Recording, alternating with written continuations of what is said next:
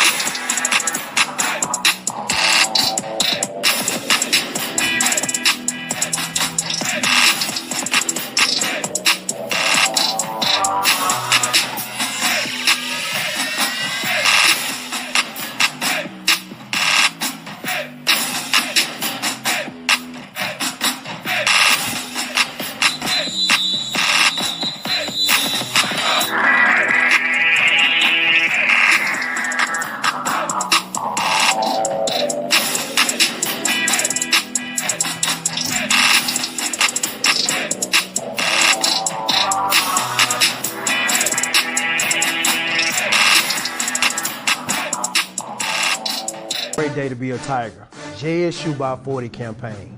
Coach Taylor, I was just thinking, I was sitting in my office and we were talking about Jackson State athletics, the tradition of Jackson State. You played here. What if 50,000 alums gave $40 a month for 12 months? Man, that would be huge. That's money in the bank for athletic program. Let's do this, Coach. I'm challenging all 50,000 alumni of Jackson State University, supporters, fans. Let's give $40 a month to JSU by 40 campaign. 12 months, 12 million. September to August, let's win championships in the classroom. Let's support Jackson State University. Let's support athletics. And let's make sure our coaches and our student athletes are successful. So again, Coach Taylor and I are challenging you, all 50,000 alums, $40 a month for 12 months to support Jackson State athletics. Go Tigers. Go Tigers. Support the JSU by 40 campaign. Visit gojsutigers.com/JSU by 40.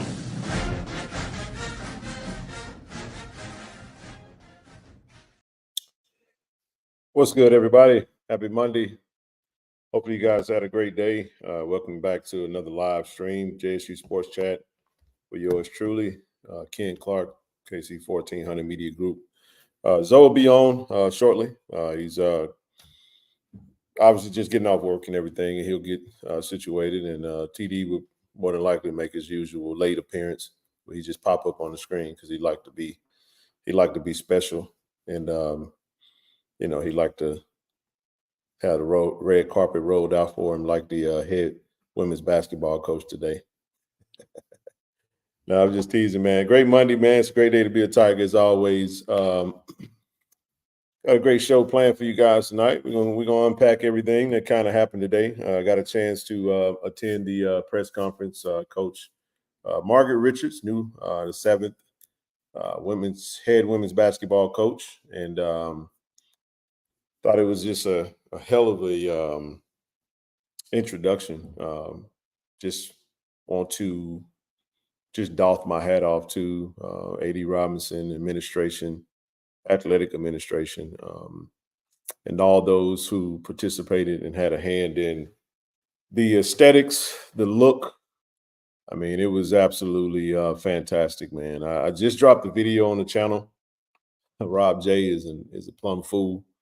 Gotta love Rob J, man. Hall of Fame journalist and sports personality for Jackson State. Nobody greater than the legendary Rob J, man. And he just is who he is, man. He always tend to take the moment and just add humor to it. We all need a good laugh, man. And you can count on Rob for always delivering that, no matter what, man. And it was just I had never seen anything like that.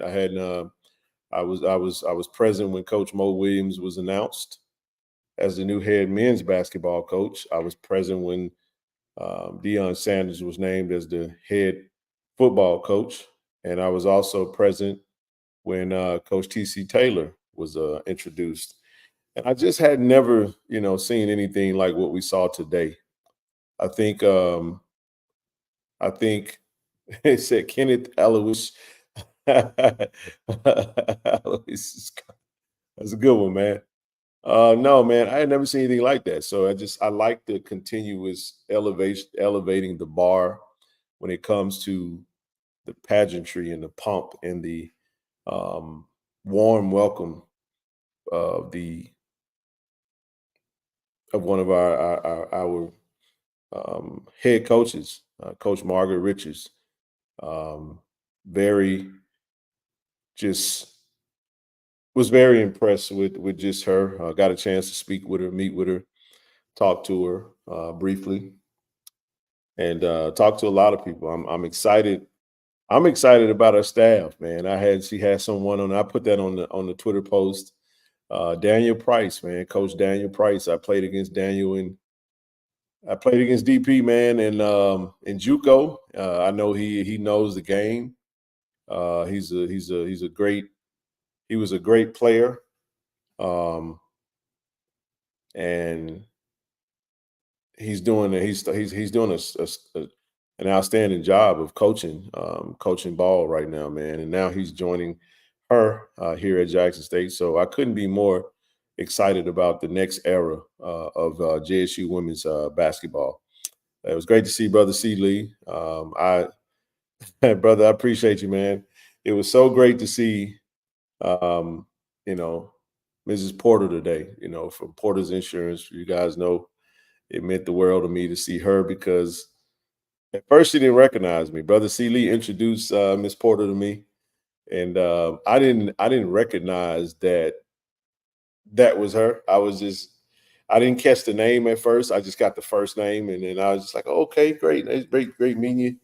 And it wasn't until Rob was doing what he was doing, and he was talking about birthdays, and he was like, Mrs. Porter, and I was like, wait a minute, that's not Porter, Miss Porter from Porter's. I was like, and then it's like a light bulb went off, and I just had a very kid moment because for those that don't know, for Richard Porter, for Porter's Insurance, is if you know anything in regards to Jackson State JSU athletics, that office has been on Terry Road, University Boulevard area since I was knee high to a grasshopper. And rest in peace to the legendary great Richard Porter, and she's still holding it down over there. And I was just honored to see her. I hadn't seen her in quite some time. My father was the CPA for Richard Porter's Insurance, and they were very good friends for years. And I spent many a days in that office, and I just did not realize that was her. And I just kind of had a kid moment. So that I would say that was probably the highlight of my day. Of course, with the introduction of Coach Richards, but it was so good to see Miss Porter, and that warmed my heart up, man. So I definitely, yep, Richard and my dad, yep, Fred, man, my dad and Richard also. My dad's name is Richard as well. And great friends, man. It's crazy. I'm telling you, man, it was just a wonderful moment. So I had a great day with it, man. It was great to be there. It was great to be present. I'm thankful for the mission that we're on in this sports media space. I wouldn't have dreamed 2 years ago that I'd be in this position that I'm in right now, traveling and doing JSU sports media. And I say that for a reason. Today is as my professional. Yes, my dad is still with us. Yes, my dad, Richard Clark, still with us. He retired. I told Mrs. Porter that I was supposed to take over Clark and Associates tax firm, and I got to my junior year, Jackson State, and I'm in my accounting classes, and I'm killing them. You know what I'm saying? And I just didn't want to do it no more. I did not want to do it anymore. I burnt out. And it was so hard, man. It was so hard. Hey, yeah, man. That was she meant she. I know what my dad. I know what Mr. Porter, Mr. Richard Porter, meant to my dad and that family, and Mrs. Porter, and what Porter's Insurance meant to the Clark family, and to spend as much time as I spent. My dad had an office over there. He would always go over and print out his. Because my dad, old country dude, man. You know, he didn't like all that technology stuff. My dad had a typewriter in the 90s, man. He was doing taxes the old school way. You know what I mean? I was his bookkeeper. For those that don't know, that's how I made my money through middle school and high school. You know what I mean? And my dad, man, that was crazy. I mean, ledger paper. You know, I took all of his clients and I would take all of the receipts in the manila folder when he would go pick up their papers, and he'd bring them back home to Madison, and I'll be there on a Saturday all day putting all of I was literally organizing all these receipts, and I was handwriting the bookkeeping. I was the bookkeeper for my dad for his business for quite some time, all the way up through college. And then when I realized I did not want to do that, and I don't know, Dad, if you're watching this, appreciate you, man. I saw Mrs. Porter today, you know. But yeah, man, it was so hard to go tell my dad that I didn't want to do taxes. I was so scared, man. I was terrified because I'm supposed to take over I moved with my dad my junior year of high school. That's why I left Merle and went to Madison Central. And man, I was nervous. I was like, damn, I don't want to tell Dad I don't want to do this no more. You know, I was burnt out in junior. I changed my major to business. You know what I'm saying? So my junior year, I was like, Dad, I don't want to do this no more, man. I was sweating bullets, nervous. It took days for me to tell my dad, because I know he wanted to hand the business over to me. And I sometimes look back over that and I really feel like, damn, did I make the right decision? But you know, God's will is sovereign, and the path that I went was the path that I went. But I always felt like he wound up selling the business. For those that don't know, he's not doing taxes like that anymore. My dad's retired now, pretty much, you know, passed off his clients. He'll do it every now and again just to kind of exercise his brain a little bit. He still kind of can do. He can still do it now. Smart as a whip. But man, it took me days, y'all. And finally, man, I mustered up all this courage to go in there and face. And my dad would say, Dad, I don't want to do. I'm nervous, y'all. I'm a junior in college. I'm like, Dad, I don't want to do taxes, man. And he was like, okay. He's like, man, it say, you know, it didn't go nothing like I thought. I'm sweating bullets and shit. I'm all nervous. I'm thinking he's gonna say, oh, but you need to da da da da. And he was like, hey man, you gotta have a passion for this stuff, son. He's like, if this ain't what you want to do, then you know you got to find the path you want to go down. I was like, phew, that was easy. That was a great moment, man. But no, I relived that today because I did get a chance to see Mrs. Porter, and I know I just like I said, it was great to see her there, and great to see her still, you know, upright and healthy, and she was a part of the golden class. I did not know. I didn't even realize the history that my childhood consisted of, Mr. Brother C. Lee, and how she was one of the ones on campus during the Jackson State School shooting, and how she was actually injured during that shooting. She's part of the golden class. I'm just like, holy freaking crap. I didn't even know this. Yes. And I'm just like, that's how Brother Sealy introduced her to me today. And I'm like, holy smokes. And I'm telling y'all, I had interest. Yes, ma'am. And she realized who I am through the channel. And she's like, oh, okay, you know, da da da da da. You know what I mean? And it was just like, oh man, it was a cool moment, man. But I was like, great to meet you. You know, it was thank you, da da da da, and it was cool, right? It wasn't until I was sitting down and like I said, I heard Rob say it, and then my eyes got whoa, and I just immediately jumped up. I didn't care about nothing else. I was going straight to. I told Brother C. Lee, I was like, bro, is that Mrs. Porter? I was like, oh my gosh, I got to reintroduce. I said, watch this, and I said, Mrs. Porter, do you know who I am? I said, my name is. I gave her my full name, and I told her who my dad was, and she was like, oh my gosh. She remember me. I was the little dude that used to be with Pops doing the taxes. She never knew it, and neither did I. So that's my JSU story. It's Monday afternoon, man, and I appreciate you guys for tuning in. Appreciate y'all for, you know what I mean, just for sticking it out with us, man. And we got a lot to talk about. I'm gonna give Zoe and them time to come on the show, and then we'll break everything down. But again, man, hell of an intro today. Heck of a day for JSU athletics, man. I think we completed a trifecta in recruiting today from a football standpoint. We're going to talk about that. What else we going to get into today? Some baseball scores. We got softball. The softball tournament is kicking off. The passing of the legendary Andy Stoglin. As a matter of fact, let's go ahead and get into the preliminaries. I'll do them by myself since I'm up here. Got to get rolling. So it says, for you guys that don't know, we do have a foundation. Now, I do want to say this. We are still rolling with our women's basketball foundation. And so you guys go ahead and we're going to get Coach Margaret Richards on. I did tell her that we do have we did collect those funds when Coach Tamika Reed came on the show, and that we're going to utilize those funds in a way we're going to put those towards recruiting, because we got to help her recruit in whatever capacity that we can. And I loved in her press conference today, she broke down her philosophies, offense, defense, strategy when it comes to how she's approaching this job.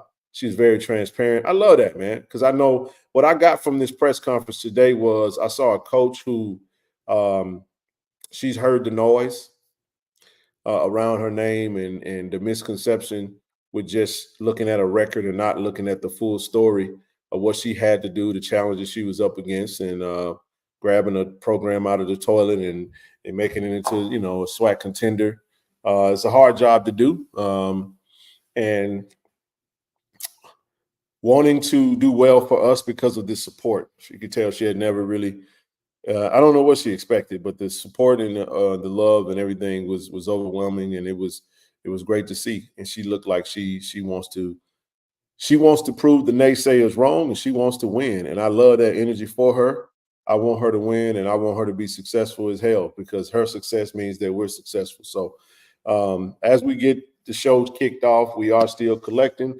Now, listen, when we get her on the show, we're going to drop that link, man. We're going to let y'all know that wherever we finish is whatever we're going to tally, and that'll be the resources that we'll have to provide some support in the recruiting aspect from an NIL standpoint. We'll throw that in our collective pot, and we'll do what it is that we got to do to get the ball rolling. So, but for those that don't know, we do have a foundation, Friends of KC-1400 Inc., and go over to Giveify, and you guys could donate, and or you can look at the bottom of the screen, the ticker, Cash App, PayPal, Zelle, however you want to do it. Let's get the show rocking and rolling. Fellas, how y'all doing, man?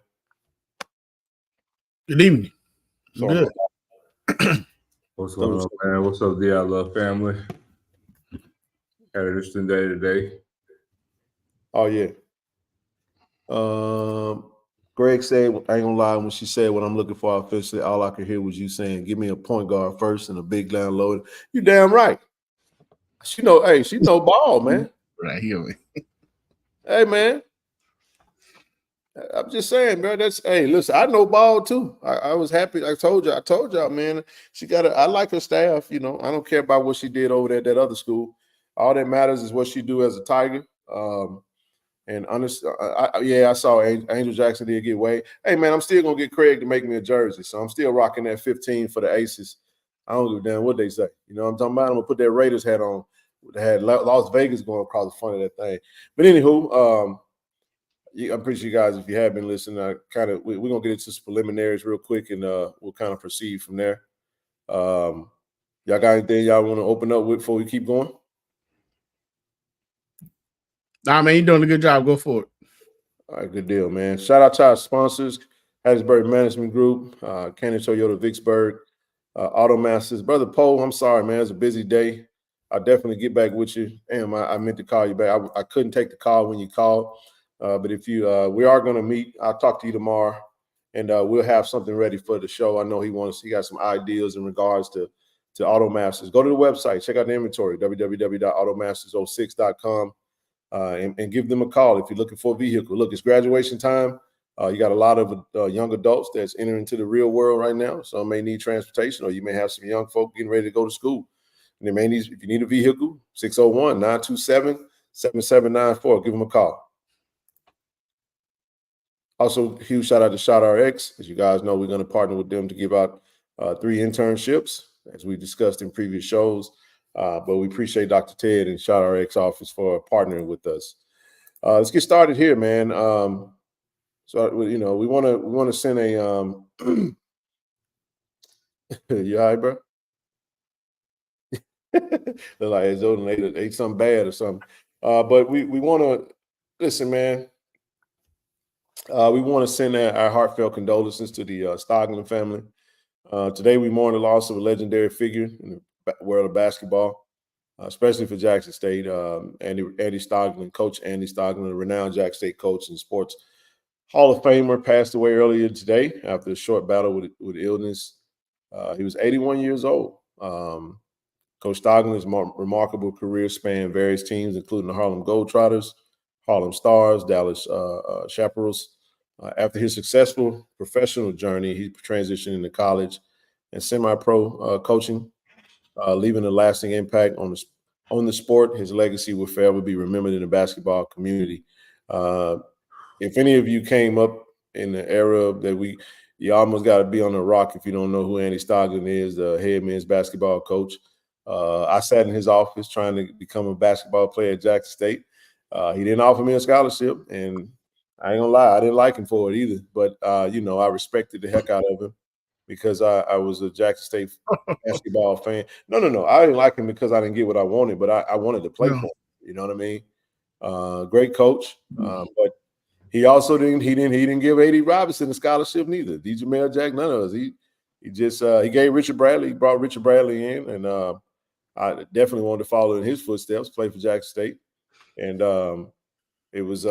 But yeah, man, passing of head coach Andy Stoglin, former head coach Andy Stoglin, and you know, he obviously, for those that don't know, he brought in the best basketball player to ever put on a Jackson State men's basketball jersey, Lindsey Hunter, and you see his dad, the Hunter. You see the Hunter family, man, and it was it's pretty dope, man. Look at that AAC, man. You see how packed that was? That was senior night.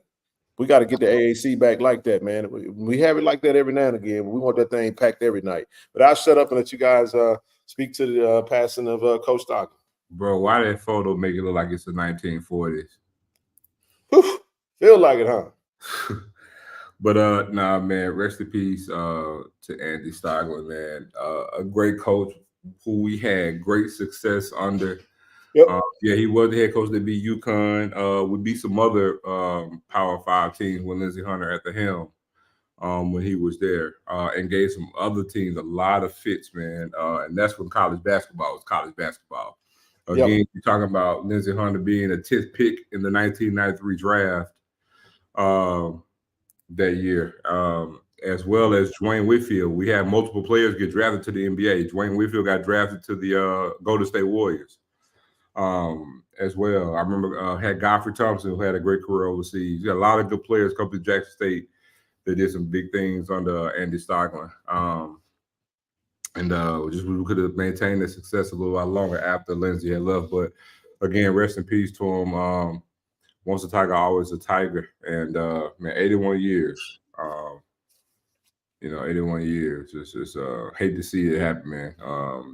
Totally caught me off guard. That's a fact. I do remember that, Ray. He sure did. I just can't remember who all we beat. I know it was different seasons. With those 2 seasons with Lindsey, I remember we gave Memphis a damn good game one year with Penny Hardaway. 1 year, we gave a lot of things. Arkansas with Ty Day and Lee Mayberry gave them a scare. Under Stoglin, we paid Arkansas every year because they had a great relationship with Norman Richardson.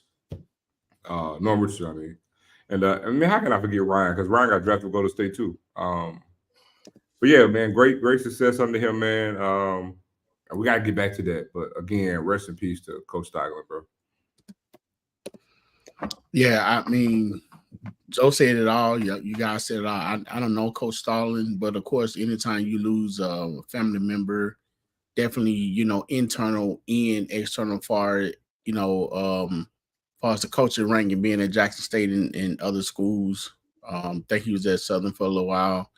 So, anytime you lose a figure of that nature, it touches you. Especially the people that knew and remember that era, like Ray is saying. So, prayers and blessings to his family, to his extended family, his players and stuff who, I guess felt like he was a father figure to him too, because when you're a coach, you're more than just a coach. You know what I'm saying? So, um, condolences goes out to his family and his former players and everyone who knew and loved him. So, much respect. Peace. Yeah, I'm okay with I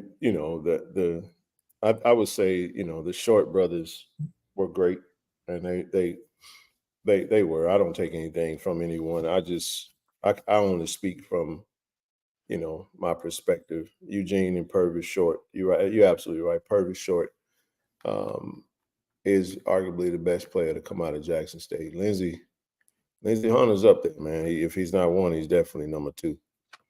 Um, I'm.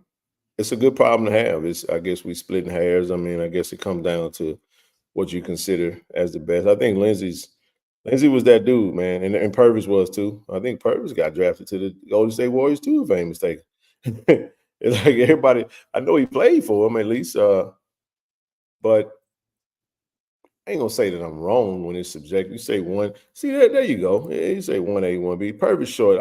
That's what I said. Eugene is right there as well, but Purvis was that dude. And then if you say Purvis 1A, Lindsey 1B, that's cool. I can say Lindsey 1A, Purvis 1B. If it just depends on my perspective. But what you think, Zoe? Purvis over Lindsey?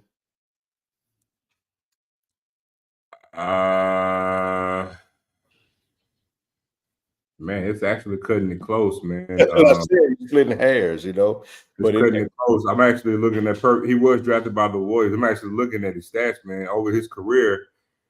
800. Man, he played almost 1,000 games. He averaged 17 points a game, man. At Jackson State? No, in the NBA. No, I'm talking about at Jackson State. At Jackson State, I'm actually gonna go with Lindsey over Purvis at Jackson I was just State. talking about Jackson State. I wasn't saying if we're going just college, let me tell you why though.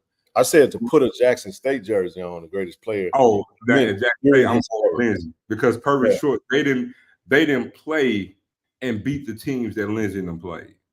There you go. Like I said, it's a great problem to have. We love Purvis and Eugene and Tyrone Kidd and all of them, man. I mean, those some dogs. And honestly, man, Ray Johnson, yeah, he was Audie Norris, yeah, man. Hey, they got some y'all. Hey, now you talking. I'm gonna be honest, and if we actually go to NBA career, man, it's actually gonna be hard. Now, let me tell you why you put it in context because Purvis Short averaged 17 points over his career. But if I were to take like the first, hold on. But if I were to take like the first 4 years, Lindsey is way more than him because you got to remember Lindsey played more with the Pistons, bro. Was but watch this. But toward the latter part of Lindsey's career, he wasn't a scorer. He just became a defensive stopper.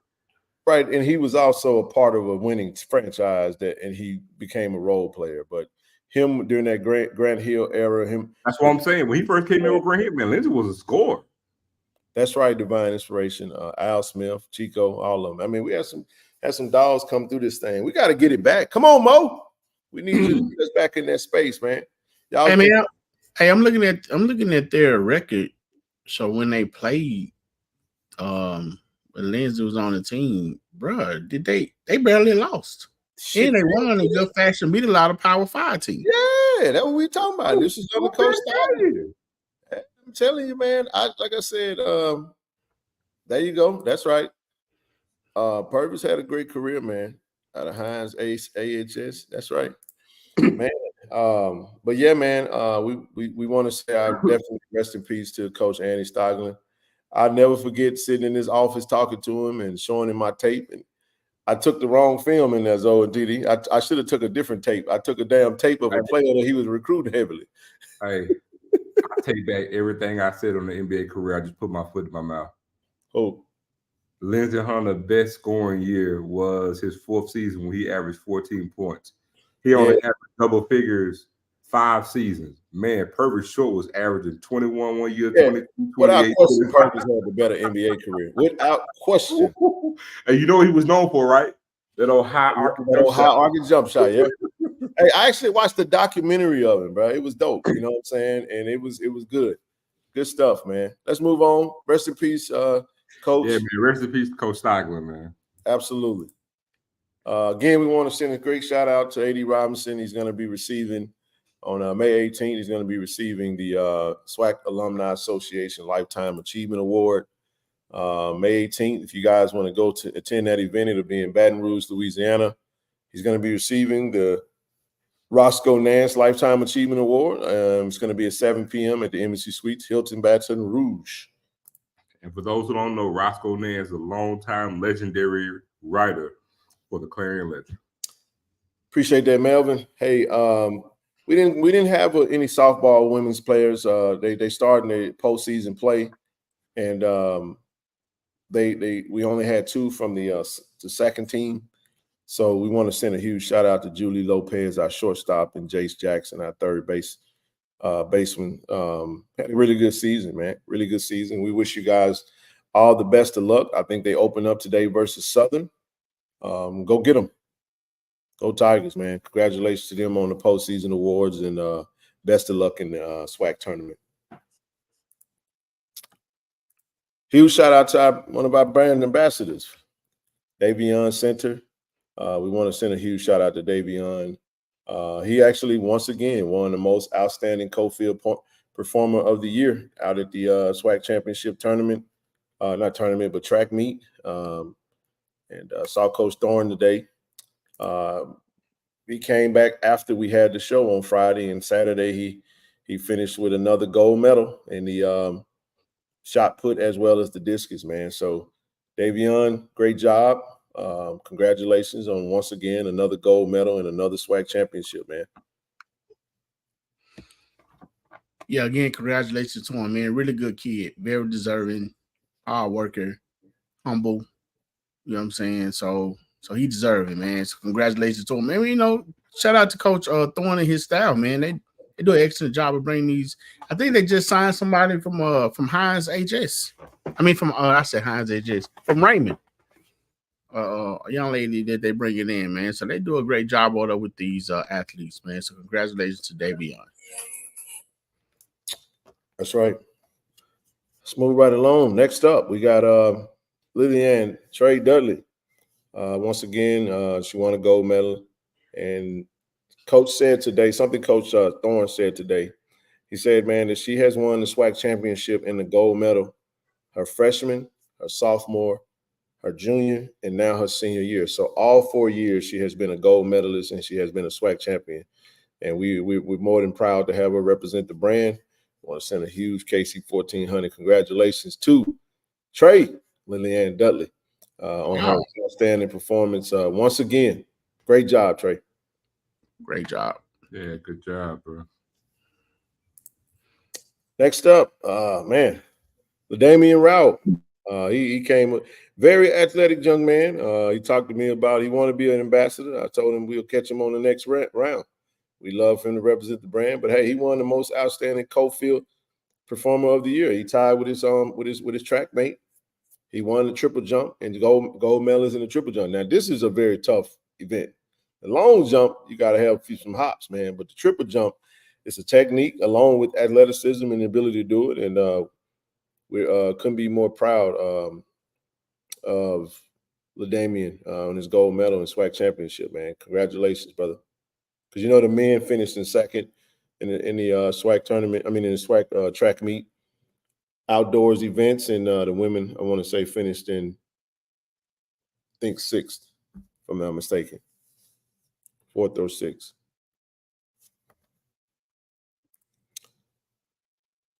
Another huge congratulations to Milani Galbraith and Kamoy Norey both SWAC champions, both gold medalists, one in the long jump, the other in the javelin. We touched on that on the show on Friday, but congratulations again to them and represent for the ladies.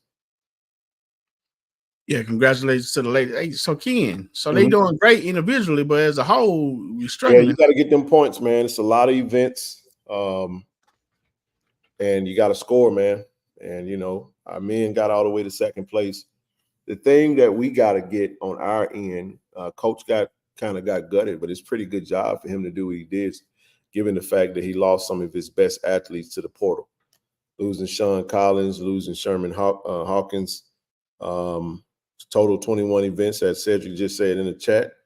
And we got to get them relay teams, man. We got to get some speedsters, man.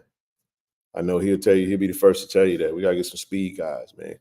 Get back in that, you know, some of the same programs are usually at the top when it comes to that.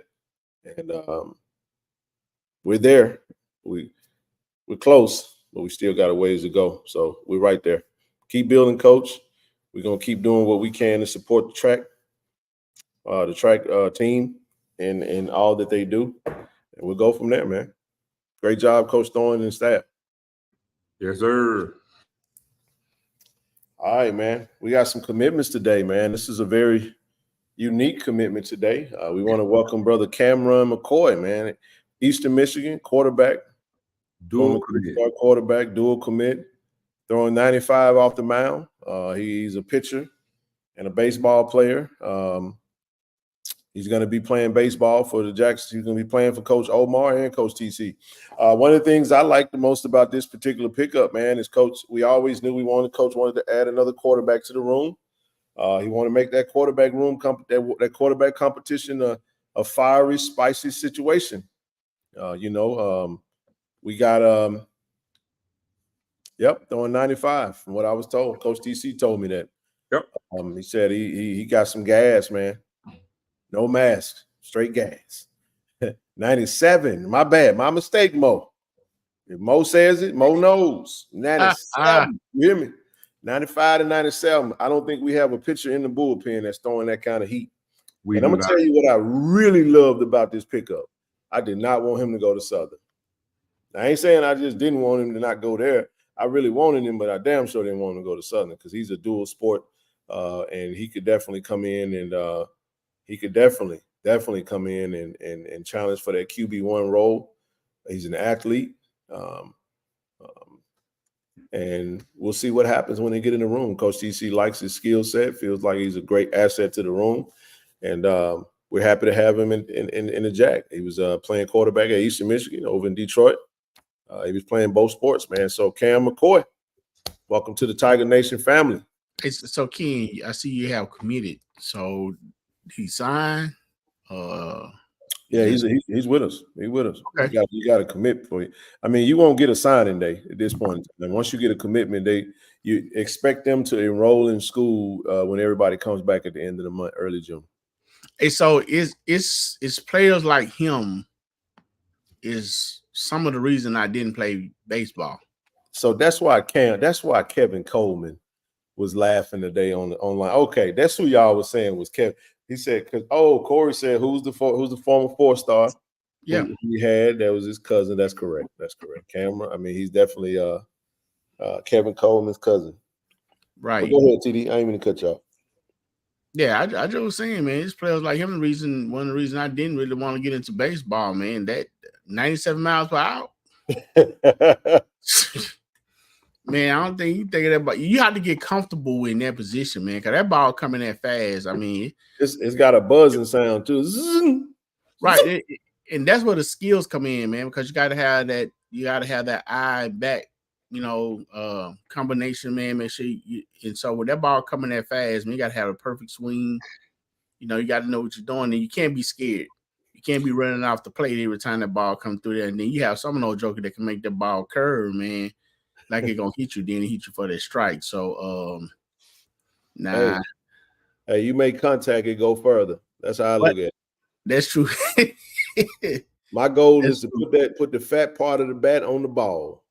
The harder it's coming in, and the sweeter the swing, the further it flies. True.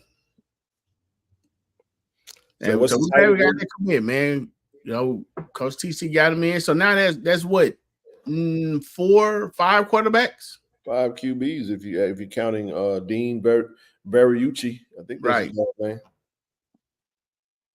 name. He's 6'1", 193. So a 6'1" quarterback. For me, I think he's a kind of he's a little taller than Zai. Very similar playing style, in my opinion. Just another dual threat. I mean, he's gonna challenge the quarterback room. I love it. Welcome to the room, man. And so what was his number at Eastern Michigan? He come in as a what? So he has three years of eligibility. Okay. Did he get much playing time at Eastern Michigan? He played some. He did. Not. I don't think he was a starter. He had some sparing minutes. I think he's still a developmental project from a quarterback standpoint. You get him in the room. He's great. He's good clay. Got great potential. Good speed. Good athleticism. Not a lot of film with throwing the ball, in my opinion. Saw a little bit of it, but not enough to, feel like he's a complete product. But he's a great addition to the quarterback room, and I think he's going to definitely challenge both Jacobian as well as Zai for that QB1 position, as well as Ethan. Let's not forget Ethan. So we want the best quarterback on the field because that quarterback position is the most important position on offense, man. Really, on the team, pretty much. So, crazy part, I was more afraid of being tackled. Yeah. Zoe, thoughts on Cam, bro? Good get. For what they ran and what we like to do is skill set, matches what we want to do from an offensive standpoint. I'm speaking solely just on football. Again, added much needed depth. Coach TC said we're gonna get another quarterback, and again, skill set matches all of the quarterbacks. And the one thing I can say that I do like that Coach TC did is all the quarterbacks in the quarterback room share the same skill set.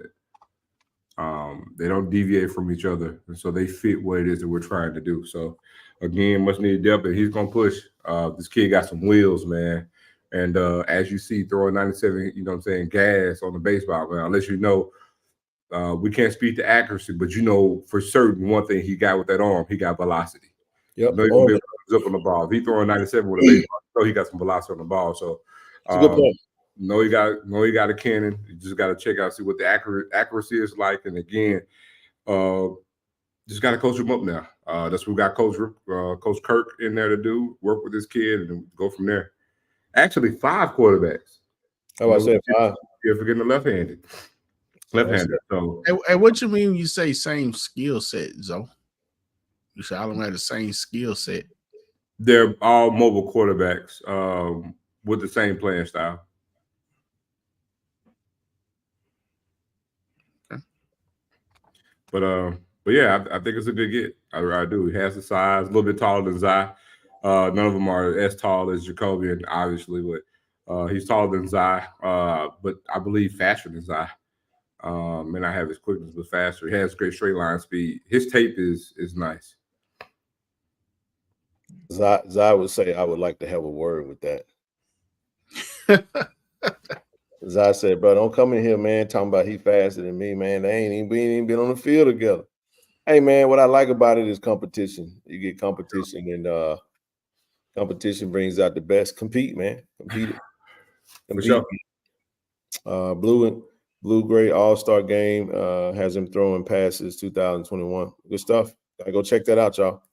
Coach TC said if JSU can average 28, 31 points per game, we're going to be scary. Hell, we better average 28 points a game because if we ain't averaging 28, boy, we're going to be ass cheeks. I'm just telling you.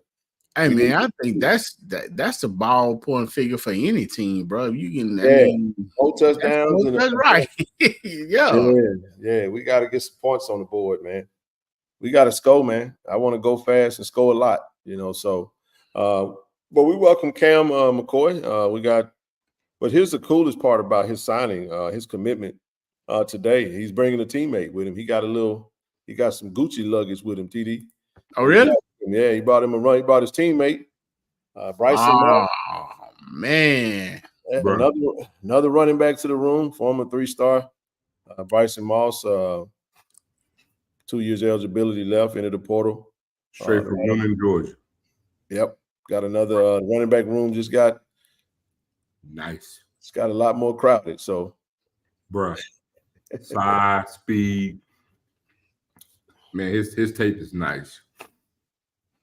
Well, you said the running back room just got crowded, man. It actually got my head spinning. I'm glad I don't have to make that call.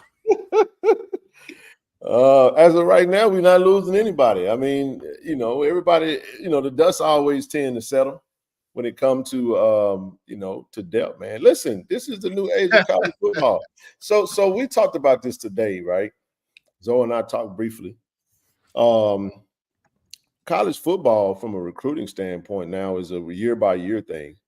What you have is you have coaches that are going to try to out-recruit their rooms because you much rather have an overabundance or a surplus of talent on your roster than to have have a shortage. And I don't mind it. May the best man wins. We had quite a few injuries in the spring as well as in the fall last year. But if you got great talent at your 3, 4, and 5 deep, I would just say even at your 3 deep, that's FBS level-ish. You know what I'm saying? No, not at all. I mean, the transfer portal didn't do that much damage to us. We lost DD, but we got a DD's replacement today. We added more depth on the D line today.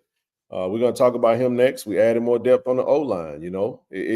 At the end of the day, the coaches have a number. They have a number in which they're aiming for at every position. They have a recruiting strategy, and they're going to put bodies in places wherever they feel, and they're going to go try to get the best talent as possible. I had a couple of players into the portal, probably shouldn't have made that decision. Heard rumblings of certain players want to return, and that those opportunities are no longer there. You can't leave this program and then enter the portal and try to return, because when you leave, your exit equates to a available scholarship. So if I'm a coach that love to recruit, they look like they're having fun out there recruiting. Hell, I can't even keep up with the offers that they're putting out, man. And I'm impressed with the strategies, the announcing of the states that they're recruiting in. They're doing an outstanding job of doing that, as well as creating content and sharing what they're doing. So at the end of the day, we got a whole lot of kickers. Man, we got 5 kickers on the team. We got plenty of kickers. Trust me when I tell you. You know what I'm saying? Dylan Watson, G Baby back. We got Leilani Armena, and we got we got 3 punters. You know what I'm saying? That shit gonna happen again. I tell you that. Absolutely. And then we picked up another kicker. So I think we have 4 kickers right now. So we trust me. We not gonna be in those situations like we were last year. 2 long snappers. The special teams room is there. He's 5'8". I want to say 5'8", 210. Was it 205? Man, that kid. Who would you compare him to? I don't know. But that kid, his film is nice, man. The kid got some burners. He got some wiggle. Got good vision, man. Breakaway speed. I mean, I'm not just saying this because his kid's out with Jackson State. This kid got good film. He got good tape. Seriously, got some good tape. I implore any of y'all to go watch it. Is dope. His footwork is what was most impressive to me. I didn't see a lot of quickness. Right. I saw solid, running back speed to get where he needed to be. His change of direction is pretty impressive. Being able to stop on a dime and go in a different direction. If smaller ilk running back. Actually, he don't run like him, but he actually reminds me a lot of Savion. When you look at his film, just the size and the way he runs, the way he finishes runs. Not the same running style. I don't mean it that way. I meant the body, the build of him. He's a 5'8" running back. I can see that. On I that picture. don't feel like wrecking my brain trying to figure out who he remind me of. But I'm gonna tell you who he remind me of. It's a throwback. Probably shock some of y'all, but he kind of remind me of Dave Miggett. Okay, 22. Dave Miggett. Oh, New York Giants. Mm-hmm. Damn, that boy went back to Techno Bowl. Sheesh. Damn.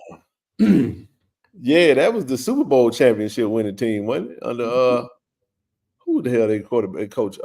Looking at his face. Tuna. Big Tuna. Bill Parcell. Bill Parcells, that's right. Bill Parcells. I don't want to say Jones. No. He's nothing like Jones. I know you're gonna stay with the hype, but I'm telling you, pull up Dave Miggett. It's spot on. I'm telling you. Parcells, that's right. Okay, I can see that. See a little bit of that. But hey man, I'm glad to have him. I mean, here's the cool part about that. You bring a teammate, someone that you block for the quarterback. It's exciting. So they're packaged. Oh my God, Ken, if you get a second, Google Dave Miggett. Just pull up the images and just look at the photo. It's spot on, and he's 5'7". I hit the. I'm telling you, I hit it on the head. That boy's hitting on the head so much that he feel he impressed by his own damn comparison. Look at the photo. Look at the photo.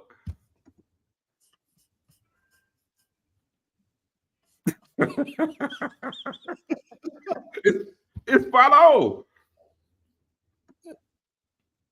Yeah, that was a good comparison. It's spot on. I'm telling you. Yeah, it was a good comparison.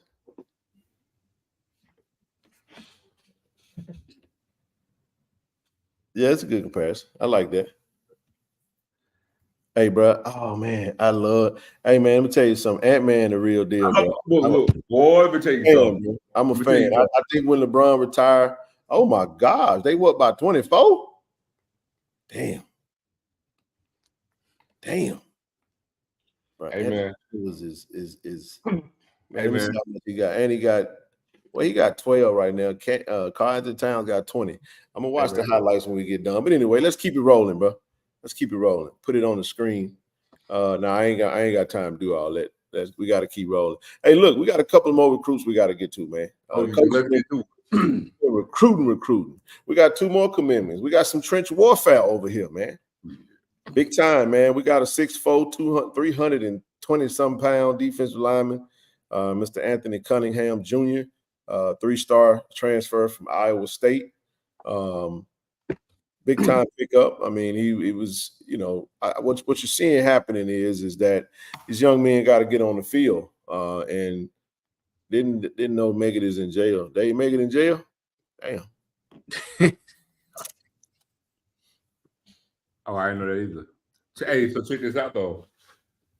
This kid got 4 years. Yeah, he was redshirted last year for Iowa State. And that's why I hate that the Lakers lost, man. I hate that the Lakers lost to the damn Nuggets, but whatever. They probably would have got destroyed by the bad matchup. Minnesota got 3 7-footers. Well, Gobert not playing tonight. He just had a baby today, so. But anywho, Nas Reed is a matchup nightmare, by the way. But we want to welcome Anthony Cunningham Jr. If you guys had a chance to check out his film. Really big pickup, man. I see him as a shade, man, nose tackle style. I said, hell, you put him in Tyus in the right set, put him in Tyus on side by side with Jeremiah Williams or True Thompson. Yeah. Hey, man. I want to tell you something. Quiet is kept. You want to know a really, really great underrated place to get D linemen? What's that, bro? In the Midwest. That's true. Also, this is a redshirt freshman. I love the idea of pairing him up. What's the kid we got from Eastern Michigan? Which one? The running back? No, the D lineman. Oh, from you talking about Joshua Nobles? No, Western Michigan. Yeah. Nobles. Nope, man. Pairing this kid up with Nobles to learn from Nobles, bro. Hey, D, it ain't almost D1 size. Hell, it is D1 size. So when you go to, this is what's cool about the D line. And I'm just saying it. If you just run through it and you look at Phillip Webb, 4-star transfer, LSU, man, it's all got to translate, right? You look at True Thompson, 3-star Florida State transfer. You look at Tyus Martin, 3-star Colorado transfer. You look at Jeremiah Williams, a Mississippi, Alabama star, 2-star Mississippi SWAC, all SWAC player. You add this, 3-star young man from Iowa State transfer. Joshua Nobles, 3-star transfer from Western Michigan. Wales. Absolutely. You got Tymon Wells, Kazarius Bowie. I mean, you got Stanley Cook's 3-star. You know what I mean? You got a wealth of that interior line. This is all I'm looking at. I'm amazed at. Let me say it this way. I applaud the coaches for addressing the need. DD steps out, in comes another D lineman. That's why I said he. And then here's what you get. You get 4 years. Well, I mean, you get a young player that can play with you for a few years if you're able to re-recruit him after year one. So happy to get Anthony Cunningham Jr. in. Probably my most exciting pickup over the weekend, over this past couple of days, is Bruno Zandamela. Bruno, 6'8", 320, offensive lineman, left tackle. Great footwork. He's coming to us out of Coffeyville Community College. I thought I love Bruno's tape. Wasn't a lot of tape. It was a short, but it was pretty good. I thought he had really good footwork, and but it was good stuff, man. I'm just trying to remember. Yeah, Haley, you're right. Wow, 6'8". Yeah, 6'8".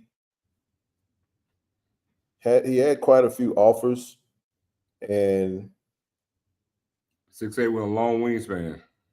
6'8", 3. He's about 6'8", 320 now, and so you got him and Quay Davis about the same size, 6'7", 6'8". Really good size, good film, good feet. And you get him in with Coach Ramirez, and you see what you can do. You add that, you lose a Cam Vaughn to Bethune-Cookman, a 6'6" tackle. You bring in a 6'8" tackle. Big kid, man. And I'm excited about him. I think he's going to be a great addition. We got some really good guards, along with some young guards as well. As well as he's right or left? Left tackle. Blind side. Yep. Great blind side. I mean, he got mobility, man. He looked like a big basketball player running up and down the field, man. So really huge line. Oh, is that the offensive lineman that run downfield? Oh man, coaches love offensive linemen that run downfield after the play, behind the play. Mm-hmm. You're lucky every now and then you get a touchdown, Key. Yeah, man. I like him, man. I like him a lot. The cool part about Bruno is that he got a brother, man. He got a brother at Florida, damn near 5-star. He's an interior offensive lineman, and hell, you never know. You get Bruno, he might hit the portal sometime. You know what I'm saying? You never can't tell. He might come play with his brother. But big time recruiting. They're not done though, man. So Ken, right now you're looking at almost 3 depth on the defensive line, because we're going to play about 3-4 front. So there should be great rotation. So everybody should, be rested. So look, so the question with that is, do you feel that a lot of rotations take players out of the game? It can, just depending on the player.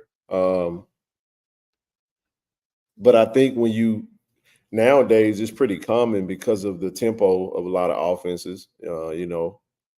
They try to sub out. I mean, you really want to be really good too deep, man. If you get into your third level, I mean, hey, you're either blowing people out or you're not very good. You know what I'm saying? So 3 deep is pretty solid when you factor in attrition, injuries. I think we're 3 deep on the interior line, and we look pretty solid on the outside. We just gotta. I would love another big time edge rusher. I would love another 6'6", 245, 255 with violent edge rushers. You know what I'm saying? But Ken, when you think, I mean, it depends on how many snaps you're gonna, I guess, allow a player to play. A lot of players get better, and get stronger as they continue to go. Now I know the defensive line, you running around, you chasing, out the running back and the quarterback, you'll get tired, man. But a lot of times in that position, like when they built up momentum and they feel in the game. I mean, taking them out can be, saying kind of like a shooting guard snatching them out when he getting warm, when he getting warm. But I do understand the concept of having to take them out, because they have so much depth, to keep them from getting tired. But some people play better as they go. Yeah, I agree. I mean, I think we'll find out, TD, based off of the tempo and the O-line coach. Yep, I agree, Jaden. I would love to see one more. Actually, we still got to replace Jalen in my book. Jalen's gone. K. Callie's gone. I'd like to see another safety and potentially from a depth standpoint, and I'd like to see another cornerback. So we'll just have to see. Hey, you know what? Since you said that, it's two things I want to say. If any teachers listening, happy Teacher Week. You know what I'm saying? We appreciate all you do, and we know it's hard work dealing with those kids on a regular basis. And a lot of time, their parents don't want to deal with them. So, hats off to the work that you guys put in, having to educate, the future, and that's our children. So, happy Teacher Week, to each and every teacher on whatever level you on. So, thank you for all that you do, and congratulations to all athletes, JSU football player, basketball players, baseball player, all athletes who graduated on Saturday. So you completed your mission on this level thus far as being a student athlete, and you got your degree. So it wasn't in vain. So good deal. Congratulations on doing that. I go out in the world, make it happen, and represent. So that's what I wanted to say. Happy Teacher Week and congratulations to all the athletes that graduated on Saturday. But you got Zoe, you on mute, man. My bad. Second that, TD. You're right, man. Kudos to all the student athletes, man. They got the degrees, matriculating through life, man, to become, professionals. And, what I'm saying, not just in their sport, but being professionals, what I'm saying, off the court and off the field. So kudos to them. But, even mentioned, like I said, on Bruno, man, huge gift for this kid. 6'8". You talking about Ken having bookends of 6'8" on both ends of the line. You're talking about being 6'6", 6'6" on the interior of the line, and then doing some things what we're going to do at center. Again, we just need these guys to mesh, mesh well together, and we'll just go from there. But definitely want to send kudos to all the student athletes that graduated. And yes, happy Teacher Appreciation Week. Your job is to be commended. The most underpaid people on the face of the earth. I always said that teachers were the most underpaid. I felt like teachers should get paid way more than they do. Like way more. I always thought that people who put their life on the line, officers and the good ones, rather, you know what I mean? Not that, and I know most of it are good. Some got some bad apples out there, but yeah, man. Again, great segue, T. Congratulations to all the graduates. Y'all gotta give me a sack. Not give me a sack, but if I go off the screen, what I'm doing is I'm giving my eyes a break. That light I have to turn that light down. Starting to irritate. It was irritating my eyeballs, but Nariq Sharp for sure. I've been talking about him a good little bit. Easley Jones is a safety. You'll see him. You can see them both step up. They both played in the spring. I want to see Nariq take that next step. I think he has the right. He's got a lot of fire, man. He's got a lot of fire, and I want to see him, control that fire and continue to develop and get better and get on the field. I think the kid has mad potential. I'm happy that he did not enter the portal. It was the right thing to do, is stay put and continue to develop. and go from there. So, Ken, you made mention of some players who entered the portal who was interested in coming back. So, are you referring to guys who entered the portal like this year within the last few weeks, last couple months? Okay. I'm gonna say it this way, TD. Mm-hmm. All due respect, it don't even matter. They're not coming back, and I'll just leave it at that. I'm a little disappointed. I'm a little disappointed in some. You know what I'm saying? I just got a text message. Let me say this correction, TD.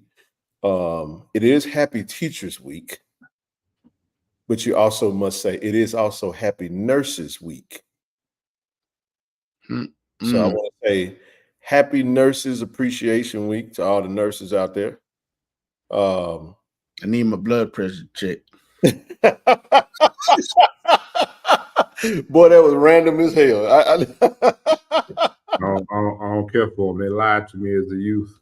They tell you they're gonna stick your ass on 3 and they stab you on 2. Hey,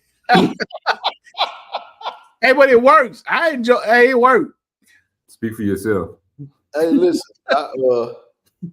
Hey, man. I say this, bro. I really. But no, man. I think again when it comes to the portal, man. Let me say this, man.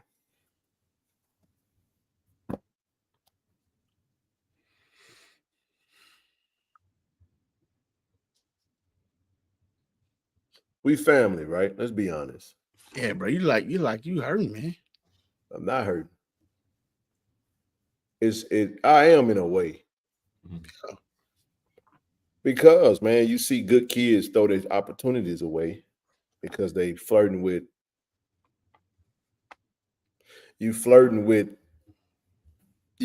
I don't get it. I don't know if it's bad advice, lack of self-awareness. I don't get it.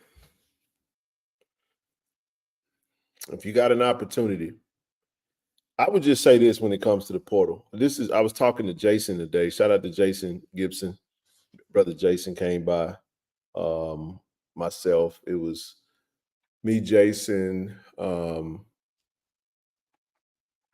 the hell we were talking to? I forgot who we were talking to today. It was Marcus Jones, Austin. And we was all just kind of talking about the portal. If a big school don't come and poach you into the portal, I probably ain't going unless I know I got good value. You follow what I'm saying? I don't have no idea why some of these guys get in the portal. You know what I mean? Like, ain't no way I'm gonna walk away from unless it's something that I'm not aware of. Like, for example, if you're a grad and there's no more money coming in and you got to pay for school, and if that's the scenario, and so you're saying, well, hell, if I'm gonna have to pay and I ain't got no, you know what I'm saying? I might as well go look and see if I can find something else. That's a different scenario. I ain't talking about grads that can go and leave whenever they feel like it. I'm talking about guys that are just going off of, I think I can go get something better. And then they wind up jumping in the portal, and then they don't get nothing better, and then they want that old thing back. So, Ken, what can we just chop it up to being naive? A lot of time thinking that Talk it up to that. I mean, thinking that we are. Thinking that we are better than what we really are. Thinking that we are above what we are, and feel like that you can contribute somewhere, like you doing the school a favor by being here. So therefore, I'm going to show you that I can do better without, by leaving. And just thinking of Porter is just a name. Just thinking it just what it is, how I can go in there and I can get plucked because I'm just that good. So it may be a psychological, in some cases, a psychological thing, especially when they don't have, as I continue to say, that guidance that they need to let them know to bring them down to earth. Sometimes your head can be bigger than what it needs to be because you're not as good as you think you are. And then even if you think you are, there's somebody out there just as better. I'm You know gonna what say this: that there's some truth to that, TD, but Mhm. in a lot of these instances, it's not even that. Because I'm gonna say this: I mentioned this to Ken earlier. You know, we always tend to glorify the term "I'm a bet on me." We glorify that because we only show the success stories, but you tend to have a lot more failures than success stories when you bet on yourself, and that's okay because you're not gonna always win. You're gonna bet on yourself sometimes and lose, and that's okay too because we fall and you get back up and you try it again. But the thing is it's kind of asinine to go into the portal without a tangible thing. Because again, hey, I'm a bet on myself.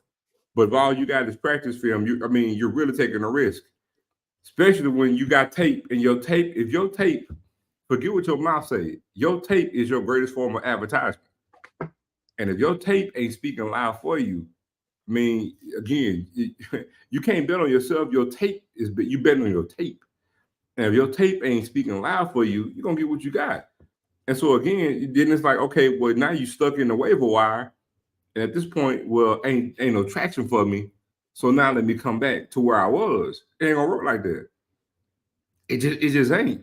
But to your point, yeah, it's a myriad, a multitude of different reasons of why guys are wanting to try to get into the portal. But I will always say this: why leave a guarantee? I'm starting at one place. I'm not even talking about Jackson State. It could be any FCS program. I'm starting at a place. Still got to compete, but I'm starting. I'm going to leave to take a bet on a maybe. I'm going to walk away from a scholarship on a maybe. And again, so when you say you betting on yourself, what exactly are you betting? What exactly are you trying to do? Because at the end of the day, whether it's FCS, Division II, JUCO, you got to have good film. You got to have measurables, and you got to have good film. Point blank, period.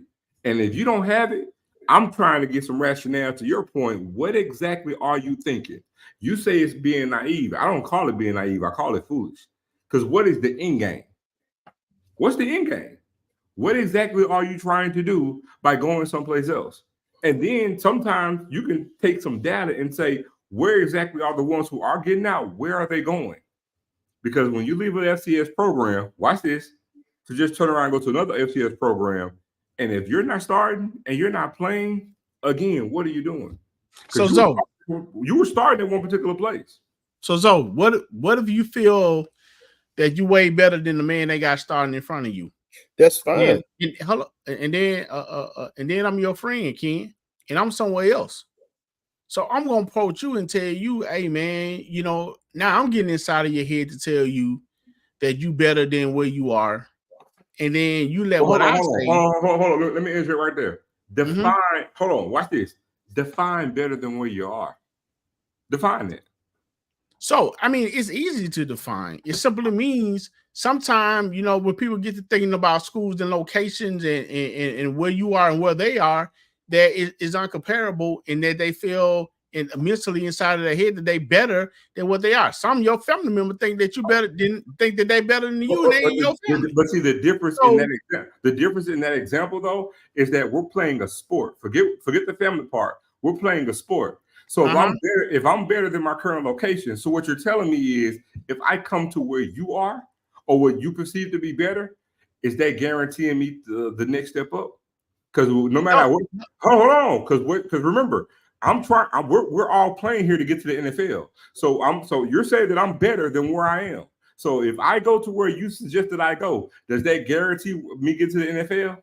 Well, you got to understand, when you deal with the psyche of kids, though, that don't matter. All it takes is that next man over there telling you that you one thing and you start believing him. How many times have friends convinced other friends to do things, whether it was crime, whether it was skip school, whether drop out of school or go get a job? It all depends. It depends on who's in your ear and what you're thinking about. That can happen. There's some, but guess what? Right. I didn't follow the peer pressure. Ken, hold on, Ken. Did you follow through? I didn't. I'm speaking as a whole. Hold on, TD. And I'm not what I'm trying to tell you. I'm not disagreeing with you. You're right. I'm not disagreeing, but what I'm saying is I'm not the exception to the rule either. Two things could be true. Does that happen? Yes, it does. But guess what? There are a multitude of kids who ain't leaving. Because just like you saying that I'm an outlier, in the same vein, I could be saying that what you're saying is an outlier as well. Everybody ain't jumped to the portal because of the same scenario that you're giving. Because again, I'm starting here. I'm going to leave what I'm doing starting, and I got good production just to sit here and because watch this. How many kids? Because at the end of the day, forget feelings and emotions. I can use data because now we got years of it. So I'm gonna use Jalen for an example. Okay, I can even use the kid from Prairie View that went to Kansas State. How many kids now? How many kids left an FCS program, moved up, and got drafted? Is there somebody? Speaking of that, man, what happened to the big time wide receiver that Alabama A&M had that left? Went to Vanderbilt. But did he go to Vanderbilt? I don't know. Hell, I just. But he ain't played yet. He gonna play this. Hold on. Because at the end of the day, men lie, women lie, numbers don't lie. Data is strong as hell. How many kids left FCS, moved up to FBS, and got drafted? Since you're so much better than where you are. You talking about from a HBCU? Yes. It's not many. No. It's not. So trust me, the data is not good, buddy. And I'm talking about, we're not talking about Jack State. We're talking about all HBCUs. The data is not good. Matter of fact, it's only one. Right. Well, I'm not saying it's only one. And you know who that is? Who it is? Go ahead. Tankdale? Okay. But here's the thing. Let me say this. Let me interject real quick. I'm gonna tell you what it come down to. Bad advice. All day long. Two things. An overinflated ego and terrible advice. That's listen, that terrible advice, TD, is covered, is blanketed by adult support systems, whether it be parents, whether it be siblings, whether it be, it also falls in under the friendship, peer pressure. The third one is Corinthians. Was it the book of Corinthians where it talks about it is not wise that you measure yourself amongst yourself. Don't measure yourself amongst yourself, which is not wise. I have to go back to the scripture, but the worst thing you can do, TD, is compare yourself with somebody else. It is right. Because you'll see some players that were on the team with you, they left. And I think we have to stop being nice about telling the truth. And telling the truth is not hating. Telling the truth is not being. That's what they label as now. It's not. I don't give a damn what they label the TD. That's a lack of comprehension and intelligence that exists in the world. And it's also filled with egotism and self-centeredness. Because now every time you tell somebody the truth, it comes down to what I want to hear. That's why even with let me say this, interject something real quick. The rap battle shit, right? It was fun. You saw two juggernauts go at it. I am not in the world of trying to convince anybody what they heard. You like what you like. You side with who you side. You fan who you fan. It is what it is. We got good music. We got a great time. It was a great moment in history. Nobody lost fans, I don't think. But this is what I told everybody. I'm a LeBron fan. I stopped debating. You know why, TD? Because people don't listen for comprehension. They listen to respond. All they're going to do is say, when you shut up, I'm going to say what I got to say to tell my point. And everything you say, nothing is going to penetrate because I only want to hear what I got to say. So the reason I brought that up is this, man. Everybody think they're expert of everything. So you do whatever. So because of that, I can tell you straight up, your performance stunk. And I don't know who the hell told you that it was a good idea to get in the portal when you got a scholarship. If that's your reality, then don't be mad at me because I told you the truth. Because maybe if you have the right people we all need accountability partners, bro. True. people that's gonna hold that mirror in front of you. You remember Morris Day? Remember Jerome used to carry that mirror around? I know Brother C. Lee gonna love that reference right there. From the I know he's a Prince fan, but y'all know Morris Day in the what was it? The time? Yeah, he did it. The time, but Jerome used to always, he was always touching his hair and making sure, the little dude or whatever. But here's my point. Bad advice.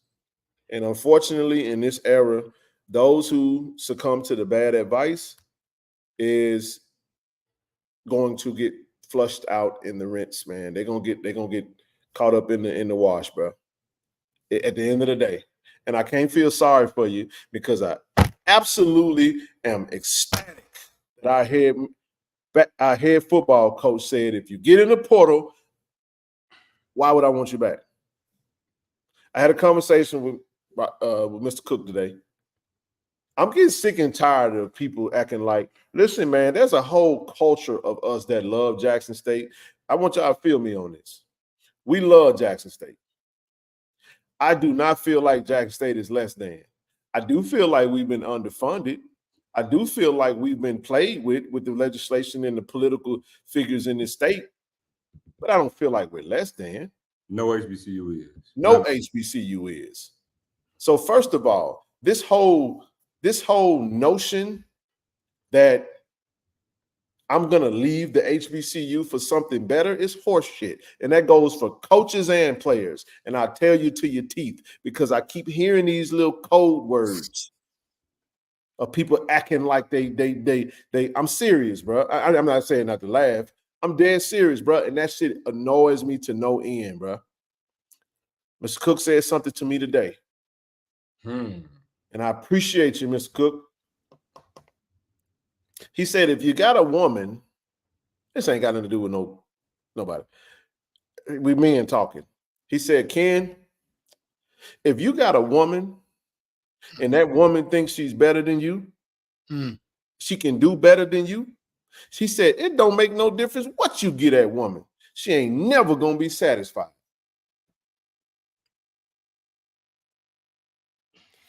I'm going to say it this way. Jane, if you got a man and that man thinks that you are beneath him and he can do better than you can get that man the world.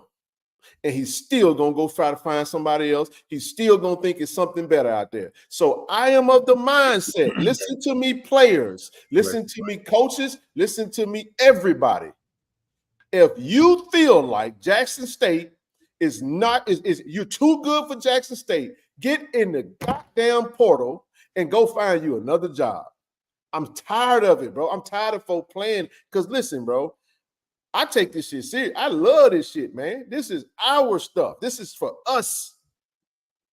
Ain't no occult-like following. No, it's just it ain't much I could turn to in the state of Mississippi, in the world that I work in corporate America, wherever you turn. Where can we turn where we get to have something that we can love without it being attacked? Hell, you get on Twitter, they attack it. It's almost like people want you to feel guilty because you love the black school, but you'll go love these white folks' school, and I ain't knocking no white people because I rock with white folk. You see what I'm saying? Good white folk, but I'm just telling you, I get sick of that. It's disgusting to me. It's disgusting. And you got people who sit right up here and come from this place, man, and to be right here in the trenches. And now all of a sudden, as soon as you get a smile, you throw away everything that goddamn it meant something to you because they smiled at you. And now all of a sudden we ain't good enough. I get sick of that, bro. I would rather lose. I'm telling you, bro, I would rather lose. I'm done with it, man. This portal and all this. Listen, now that don't mean, listen, follow me now. I am not saying that if you get a greater opportunity to not take it. See, people hear what they want to hear. Oh, he over there ranting waving. He must be talking about this person because they left. Pause and just listen to what I'm saying. I'm only talking about the people who act like this ain't good enough for them. That ain't got nothing to do with elevation. That ain't got nothing to do with a greater opportunity. Because let me say it this way. Did Willis Patrick lead Jackson State as an alum? Did he leave in a way that was offensive to Jackson State? Hell no, he didn't. You saw me over at the East-West Shrine Bowl supporting that brother, and that brother had a TCU helmet. But he's a alum of Jackson State. It ain't what he said. It ain't what he did. It's how he did it. Facts. He did it in a way that wasn't disrespectful to the city of Jackson, and it wasn't disrespectful to his university. Hey, you know what? Let me add this. He was happy to be at TCU. Matter of fact, let me add. That man was so happy to see me. Hold on, let me add this. I get this context. Come on. TCU was his dream school. All right. He's an alum of Jackson State. Felt like he wanted to go there. It was his dream school. But Ken, I'll be remiss if I didn't say this. Come on. He was at his dream school. Supposedly, as y'all would say, he elevated. But yet still, while he was there, showed love to JSU. Ain't even you know what I'm saying? It's amazing how that happens, right? Let me say this too. Because people hear what they want to hear. I'm not shooting. Y'all ought to know by now that I don't take subliminal shots. I don't. I just speak directly. I don't have to say nothing.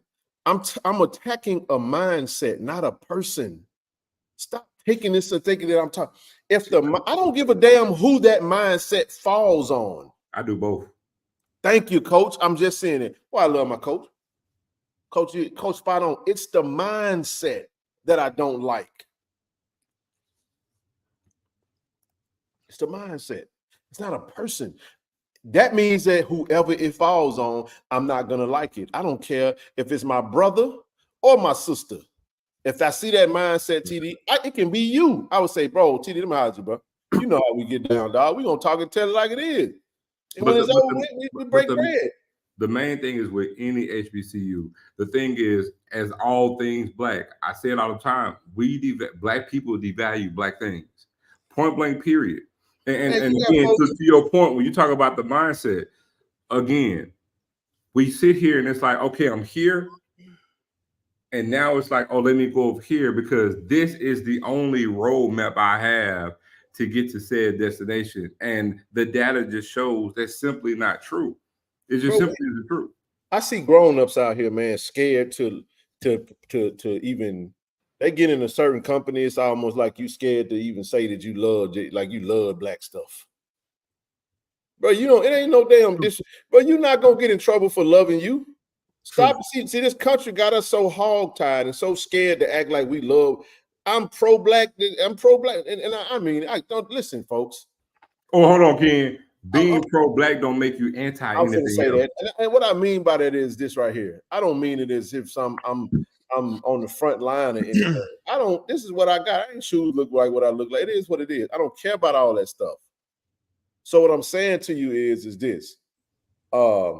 It's annoying more than anything. I get sick of that. Zoe, you just had an experience and we're not going to put that out there. But there are things happening right now to us look, y'all see what's going on in Mississippi State? Ole Miss, I mean. Man, you know what? I know. I'll talk about it because I'm still pissed off about it. Damn it, I'll tell it. I don't care. So Joe's gonna share something with y'all that happened with something in his real life. So I'm gonna tell you what I'm pissed off about. So I'm at work. Y'all know I'm in the A right now. So my dad called me this morning. We sitting at the chapel and told me, like, man, you won't believe what happened to me yesterday. So my dad retired from UPS back in Jack. So I got my dad running. He's been running for a few years. So now prostate cancer, got over it, so he don't really run as much. He walks now, walks every morning at 5 a.m. My dad lives in Madison. My dad goes walking yesterday morning, gets out, and he has a flashlight, but it's like, dusk is just, daybreak is just getting in. And where my parents live, each home sits on acreage, 4 to 5 acres for each property. And so my dad's walking, and he's walking like a mail truck. Around the road. And so my dad gets into this cul-de-sac, literally right down the street. And this guy, white man, sees my dad walking and literally, I'm not bullshit, sicks his dog on my dad. When did that happen, Zoe? Yesterday morning. He sick his dog on my dad. All right, so my dad got a stick with him. And again, dog is trying to bite him. So pretty much he's keeping the dog at bay. He's not swinging at him. He's pretty much keeping the stick in his dog's mouth to keep him from biting him. and my dad is yelling to this white guy, and he's just like, "Bro, get your dog." Guy didn't say nothing. Finally got there, walked up to the property, didn't say nothing, but was able to call the dog. Dog, get off. Man, look, I'm gonna get to that. So my dad gets home, and where my parents live, police come through every morning. Everybody knows everybody for the most part. Police comes through. My dad stopped him, said something to him. Police and my dad go back to the guy's house. Guy's wife comes outside. Wife knows my dad because my dad walks every morning. And so my dad sit there and got police officer pretty much says to the guy. My dad chose not to press charges because, again, had the damn dog bit my dad could have chose to have the dog euthanized because, number one, my dad was not on the guy's property. And the dog came out, through. They don't have a fence in the subdivision unless you have a wrench. They have picket fences. And so most everybody out there they have invisible fences for their dogs, right? And so the dog didn't even have an invisible, he didn't have a collar on for the invisible fence. The dog came to the goddamn street. And so this happens. Now, granted, y'all don't really know me like that, but see, I'm in the A and I got some things going on because me being me, I be heading to the house. But I put the call into my sister. So if y'all happen to, I can't say that I'm leaving evidence, but but neither here nor there. But I got my sister on it. But yeah, bro, in the year of our Lord 2024, and this white dude said nothing. Literally, because a black man in his own subdivision, a retired black man walking in his own subdivision, it can't be a threat of thinking somebody's coming out. Remember, every house is on acreage. So I'm on the street. House is like way down yonder. And you stick a dog on a 70-something-year-old man. Crazy. Listen, and that happened to me yesterday.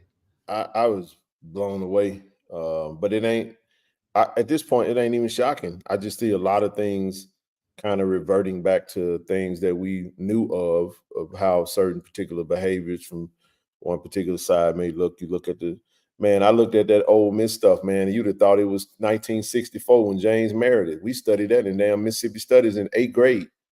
You follow what I'm saying? Who is James Meredith, the first black to enroll in Ole Miss?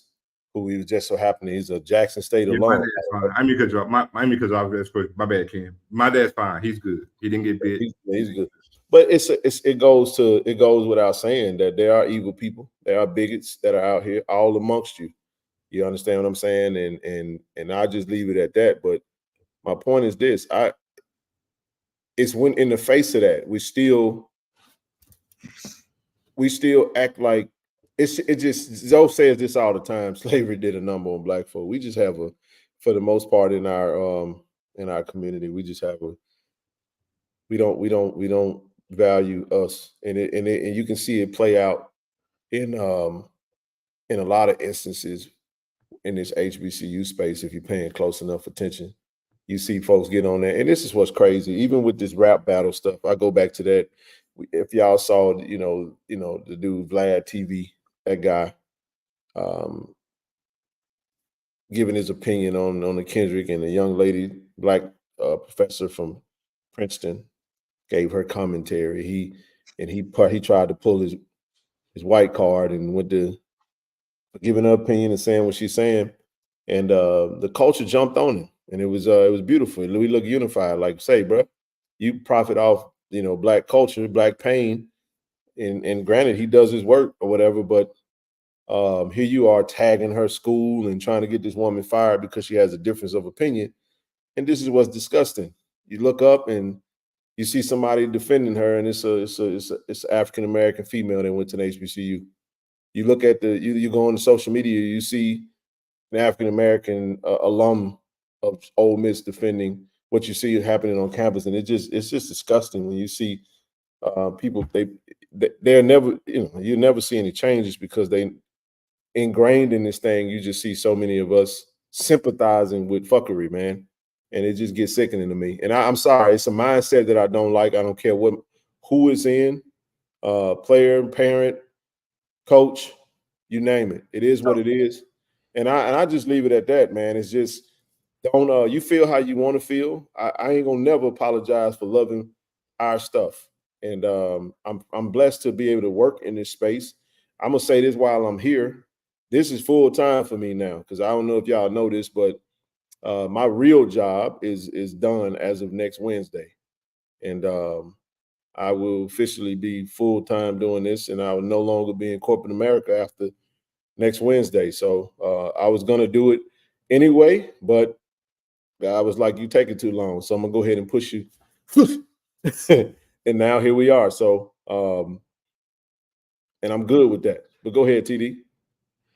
Well, I was gonna say, man, and actually is a tug of war with me dealing with these athletes, these young people entering the portal looking for higher and what they think is better grounds.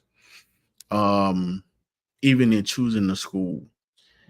I think a lot of it, could be from not being exposed, depending on the demographic that area that you're in, not really being exposed to HBCU culture and stuff like that. But then, Ken, Joe, you also have the ones who attended HBCUs turns around and frown upon the situation. And as we always say, we want better for our kids. You buying $1,000 worth of toys for Christmas, they can only play with one. You know what I'm saying? So you looking at, okay, well, I want better. So when you add those two things up, exposure and some of the parents who choosing not to give their kids the option to attend HBCU, you ain't know what a confused child, man. And we feeling like that what we have across the fence, across the pasture is better. You know what I'm saying? So if that's the case, and you've been told that since you've been coming up as a kid, so now you decide that you want to try it here, and then the minute things don't work here, you go into this, okay, well, I was told not to go here. I should have went there. And so you're feeling that the grass is greener on the other side of the fence. And with the kids being torn in many different directions, man, it leads to making bad decisions sometimes. So again, like I I get said, it. huh? I sympathize with him too. But let me say this, TD. Go for it. The rules are not the same for everybody. Sometimes it's okay for me to tell you, you are not good enough to have those options. Sounds fucked up, don't it? No, seriously. Right. Guess what? All right, either I can say you ain't good, bro. You solid in the role that you're in the place that you're in. You ain't good enough to have those options that you think exist in your head. Okay, if I say that and that shit sounds harsh and you don't listen and then you jump in the portal and I see you out here, I ain't gonna tell y'all what I call it. Okay, can I be straight? We have this is we adults. I call it selling ass. I don't mean that to be disrespectful. I mean that now you're trying to get. This is what happens with that portal, boy. If it ain't that's not to say you can't get out of it. I pray and hope that everybody that goes to the portal get out. But this is what I will say: you have a very small window. If that damn window, if that thing ain't popping like popcorn when you first jump out there, it's gonna get cold for you. And I just hope that you might have to go down or whatever the case may be. All I'm saying to you is this, bro. I'd much rather be harsh to you on the front end and have you save you from making a bad decision, TD. I've had mentors that jumped in my ear. I'll tell it to you like this right here. Let me tell you without going into too much personal stuff.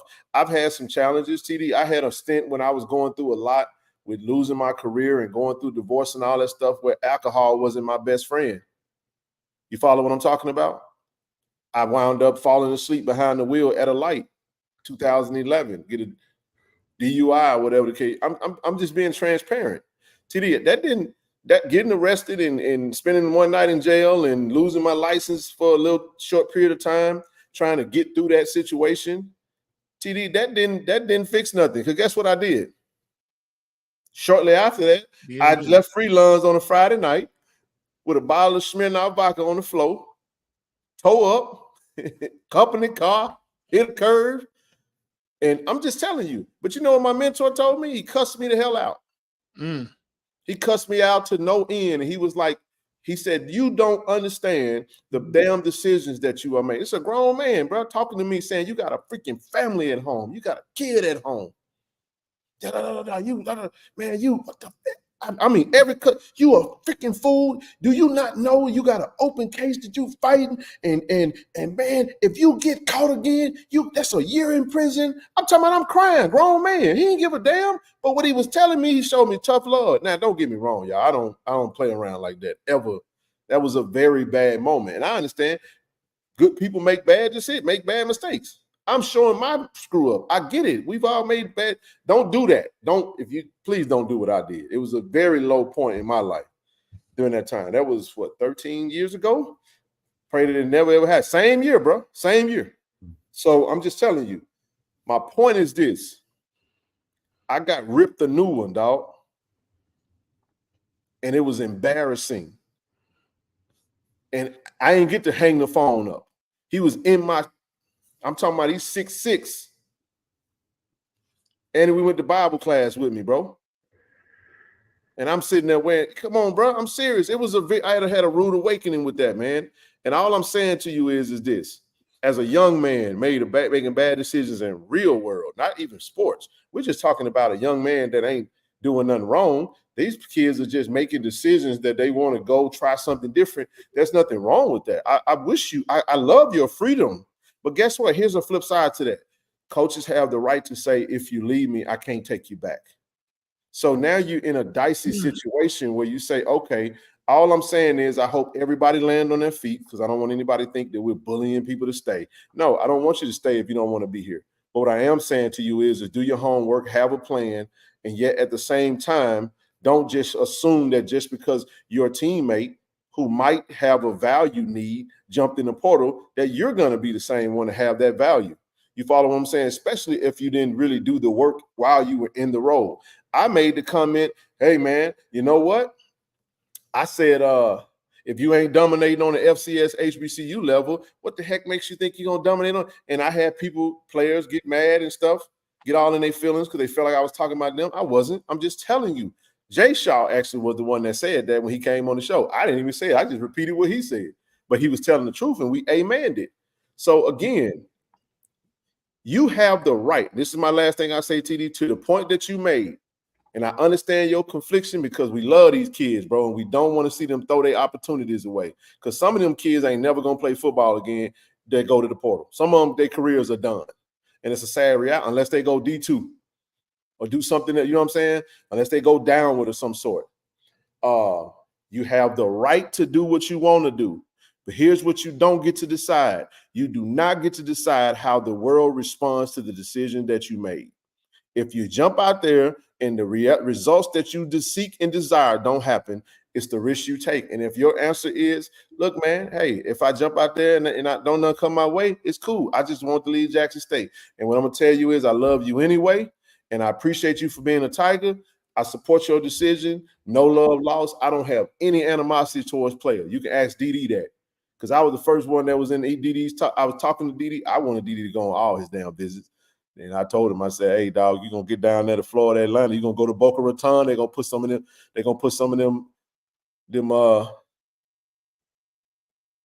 you're in Florida, dog. You follow what I'm talking about? You feel me? And I said, DD from Montgomery.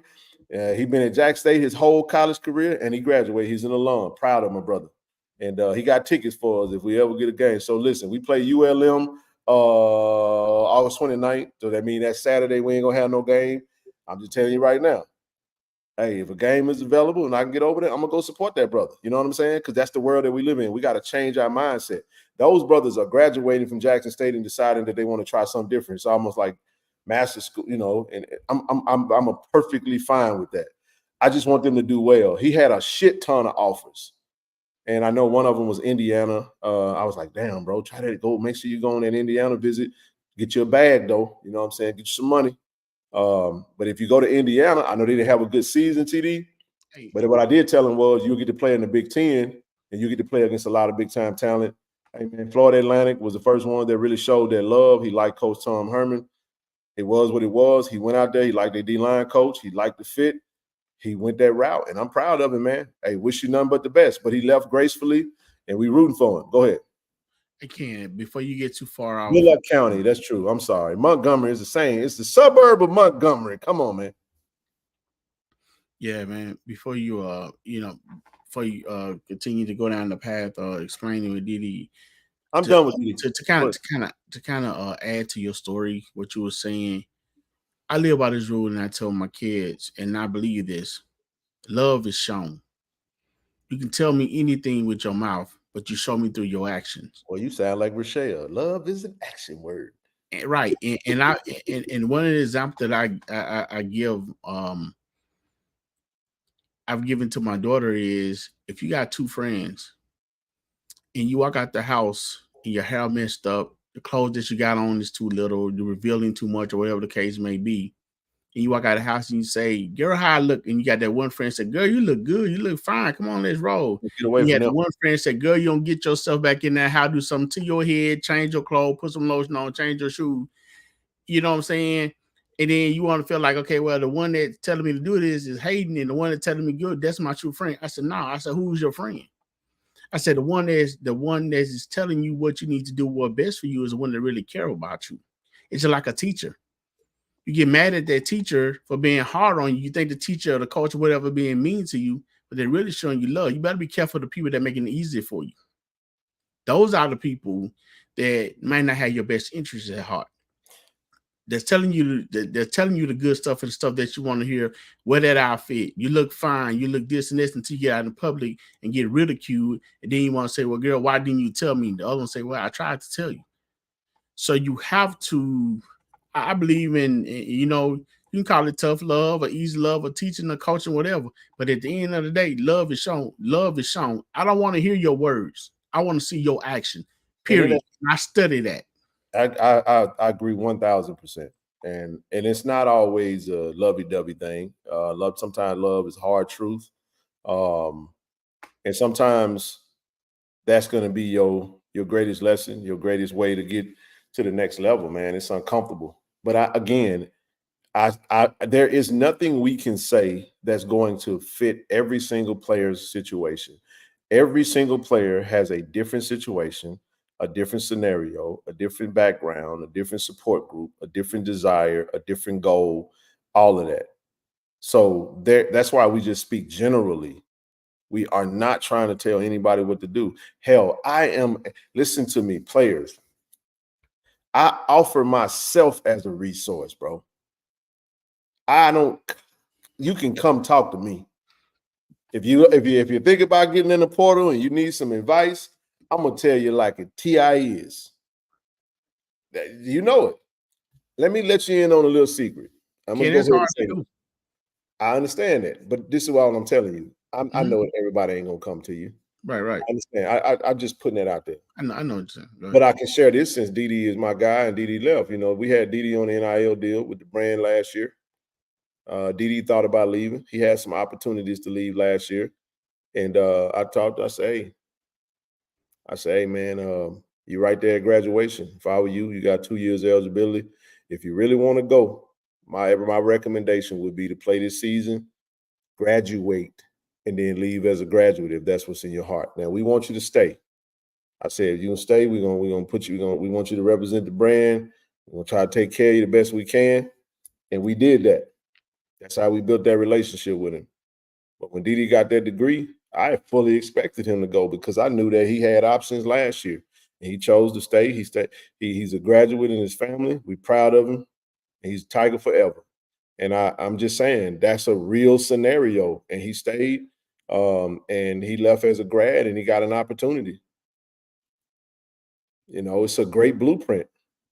Get your degree. If you feel like after you got your degree, I'm not telling everybody to leave when they get their degree. I'm not telling them that. But what I am telling them that is this. Look, man, TD, it's very hard to tell a young person to turn down money. I ain't telling nobody to turn down no money. Money is just too hard to come by. All I'm saying is this. If you got options like that, you have to consider your options. I ain't telling nobody not to leave. I ain't telling that either. But this is all I'm saying. Some kids are going to leave with a bag. and some kids are gonna leave sad. You follow what I'm talking about? Some gonna chase a bag, some gonna leave with a bag.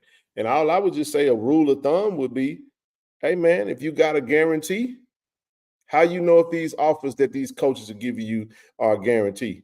Ask them, can you commit right away? If they say they got an offer for you and you say, Coach, I want to commit right now, and they say, hold on, let me see, that ain't no committable offer. I'm just saying, the game of the stop, don't get caught up in the game because you think because what'll happen, TD, like what you say, because we in the space and we do what we do, people will feel like they scared. I don't really want to talk to him because he's just gonna try to convince me to stay. No, I ain't. Name a player that, and then a player out there they can say that I tried to convince them to stay, other than the 2 players that we actually had on NIL deals and they left us anyway. Yeah, we gave money and the motherfucker still left. So I'm done trying to convince anybody to stay. I want you to be happy. I want everybody to be happy. And if their happiness means I got to get the hell away from Jack State, I want to help you get away from Jack State if I can. That's all I'm saying. So we're not telling you to stay or go, because I understand it ain't for everybody. And sometimes situations and desires change, TD. By all means, all we're saying is that you hate to see somebody that you care for go put themselves in a very bad situation and just get stuck. And at the end of the day, it's a game, and you still got to enter the real world of life. That's not saying that they've done anything bad. You know what I mean? It just means that, okay, you kind of mismanage your football playing career. You're still a student with a degree that got an opportunity to have a phenomenal future and a great profession. So it's not you ain't make a Ken Clark mistake. Go out there and put your life and somebody else's life in danger because you was being a stupid adult that, couldn't handle your adversities. We're not talking about that. But at the same time, you do still want to make sure that they don't get caught up and get gamed into. And then there's a whole nother level, TD, where kids from our level are getting recruited and they may get a little money just to be depth, be the 4th and 5th string depth level. And there's an opportunity. If you just want to go be another FBS, if you want to go be an FBS school's depth for a little bit of money, or you want to play, or it's every situation is different. Last thing I say on that, and I'll move on, is I just recommend having a good support system, a really good circle of friends, and but that falls under support system. So just if you got a really good support system, if you don't have one, I would say find one. And find you one of them coaches that will tell you like it is, and not the coach that's going to tell you what, like TD just said. You don't need that coach that's going to tell you what he wants you to say, what you want him to say. You want one of them coaches and one of them friends that's going to tell you the truth. Hey, bro, stay there, man. You don't want to jump out there in that portal, man. I saw your film, dog. You got cooked. You were getting cooked all the time. You better be glad the coach is keeping you. Hey, hey, just saying, bro. You out there getting torched. Ain't talking about some, you know what I'm saying? God got me. What do you mean God got you? He gave you a scholarship. I'm just saying, I ain't trying to troll nobody. It's crazy to me. It's okay to add on to what you were saying about Devontae. Yeah.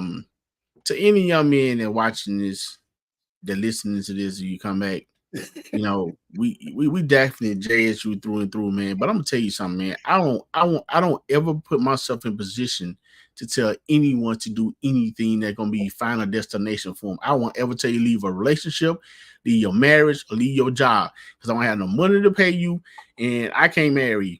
So you gotta do your best. I don't do that. But with that being said, I will give you, if you ask and you really want the truth, so first of all, don't ask me if you don't want that. Because I'm giving you that raw and uncut too. Right. No, be respectful.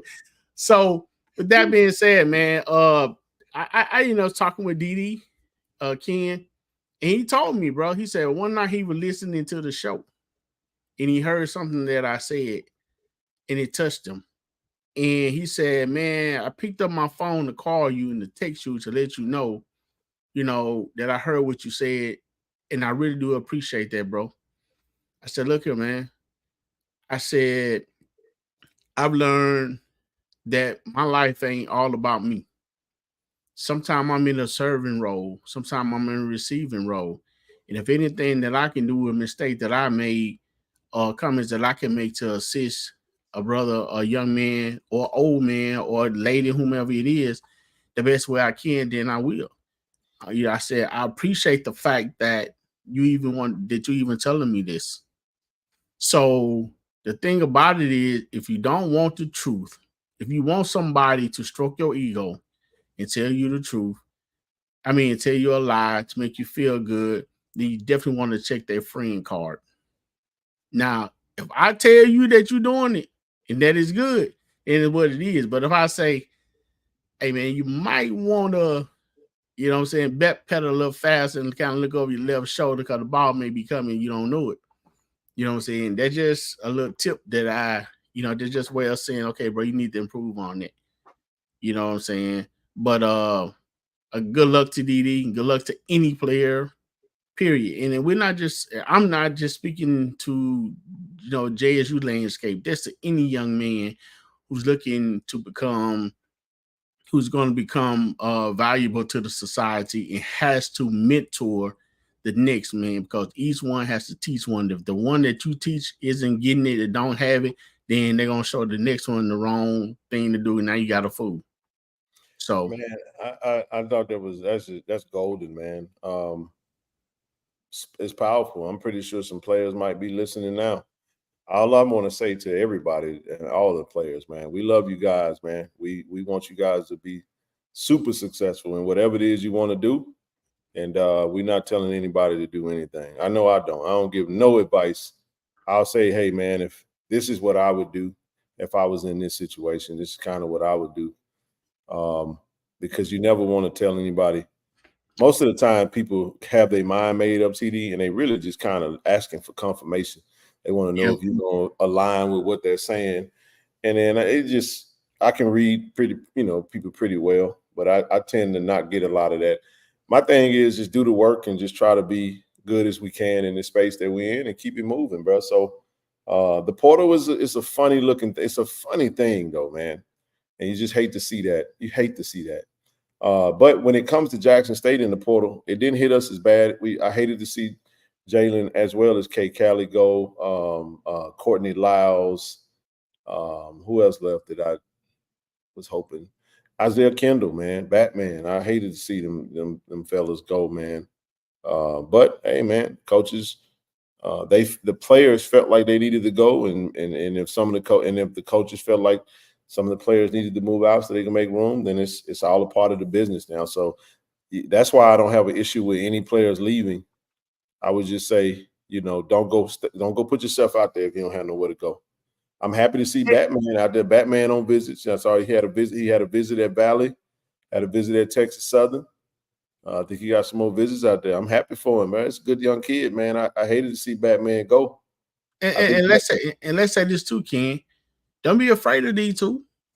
Go where you're gonna get your education for free for using athletic skills.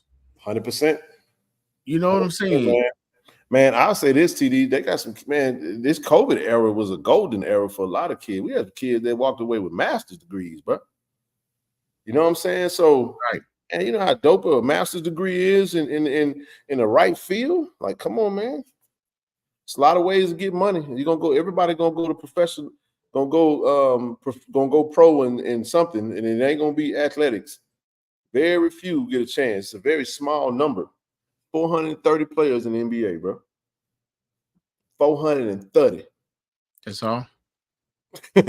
So you're talking about 3,500 TD in the history of the league. Not 3,500, 35. Hold on. I saw that number the other day. Let me make sure. Hold on. Let me make sure, dog. Hold on. I'm going to fact check this real quick.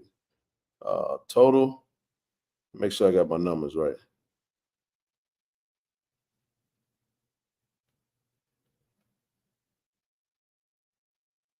$5,000, between 4,000 and 5,000 in the history of the NBA, dog. Thank you, Susan Bridgman. We appreciate you. Oh, thank you so much. Ronaldo, no, he's not. He wasn't allowed back. Coach TC closed it out to where anybody that hit the portal wasn't allowed back. So that's where we are with that. Margo trying to come up. We got a couple more slides we'll get on. Margo, you can come on up. We're gonna finish. Let me go ahead and finish these slides real quick, man. We want to send a huge shout out to the baseball team, man, today. Yep. I didn't get the final score just yet. Maybe, matter of fact, let me see. I might have it in my email right now. Man, who's that doing like the big unit? You talking about Randy Johnson? Yeah. Bro, that's a damn dog. They so do, don't it? That look like Van der Vender. Hey, Mo, is that Van der Vender? And I don't see the what up with your Margo? What's going on, y'all? How y'all doing? Man, you got it, brother. Just gonna get through these and then we're gonna open this thing wide up, man. Hey, but I don't have a final score for Valley just yet. Let me see. I know we had a delay. And it looks like we holy smokes. What was the score today, bro?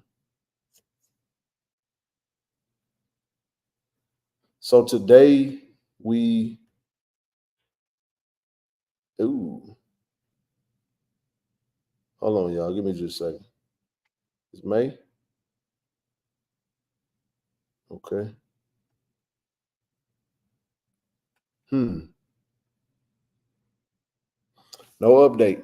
So these are the last two scores that we had: 22-3 and 7-4. 13-8. Thank you, Shanae. Man, where you even see that at?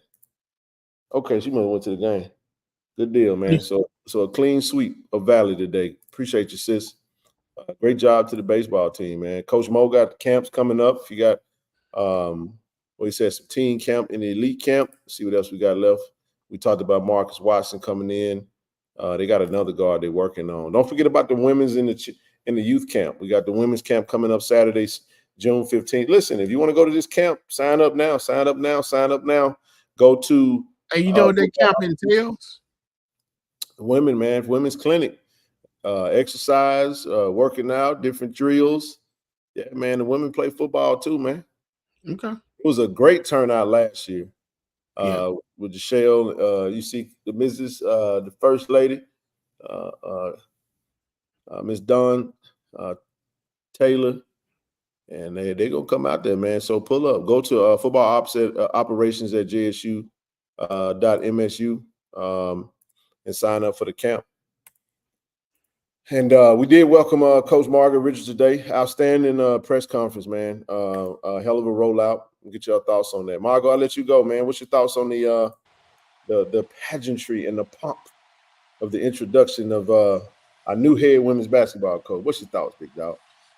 Man, well, I didn't see the full press conference, man, but I did see the intro when you dropped it. And it came in them Cali. Ooh, them juggle with five, boy. Ooh, Cali. Ooh, y'all want me one of them things, boy. Yeah, I love them juggle right there, boy. Yes, sir. But and man, listen. When she got out that car, man, my face just lit up, man. It was like a fire just lit up inside of me, man. I just want to get behind it and see her win, bro. There you go. I'm with you on that. You know, but I did want to touch on something, Kim. Go ahead. I know you kind of moved past it. Hey, it's wide open right now. However you want to do it. Hey, everybody in here, before y'all get up out of here. Hey, 913 in the room. Like the stream. Make sure you subscribe to the channel. Join the channel. We're looking to grow our membership. We still collecting for our women's basketball donation. You can donate Zelle, Cash App, PayPal. Givelify, friends with KC-1400 Inc. And we appreciate you guys. All right, go. It was Cadillac Aqua. What are you? You're not lying. Them Lincolns was fire. Yeah, them was Cadillacs. Ain't no Lincolns. Ain't no Lincolns in that thing, baby. I don't know what you talking about. Yeah. Yes, indeed. How can you put some water on that fire right there and start it over? Hey, but look, man. Okay, so back to your initial part, good man. If I don't stress anything to these young athletes, bruh, college, I understand the goals and ambitions that you want to get to. But man, listen to me. Take it from me. College is about getting your education first, man. I'm telling you, bro. I went to college on a basketball scholarship. Ken and TD, What's my up, bro? first year, my freshman year, the third game of the season. I put this in the chat a couple days ago. The third game of the season, I tore my labrum and my rotator cuff in my left shoulder. Season-ending surgery. Now, Mm. mind you, my daily schedule every day was wake up. It was mandatory you get to breakfast. Once I hit breakfast, by about 7:30, 7:45, I'm in the gym, putting up anywhere from 500 to 1,000 shots. By 9:30, something like that, I'm working on ball handling. By 10:30, I'm the first one in the calf, eating. By 11 o'clock, it was fast. It was fast, just like that, man. It was clockwork. By 11, if I got done eating, I'm in the weight room.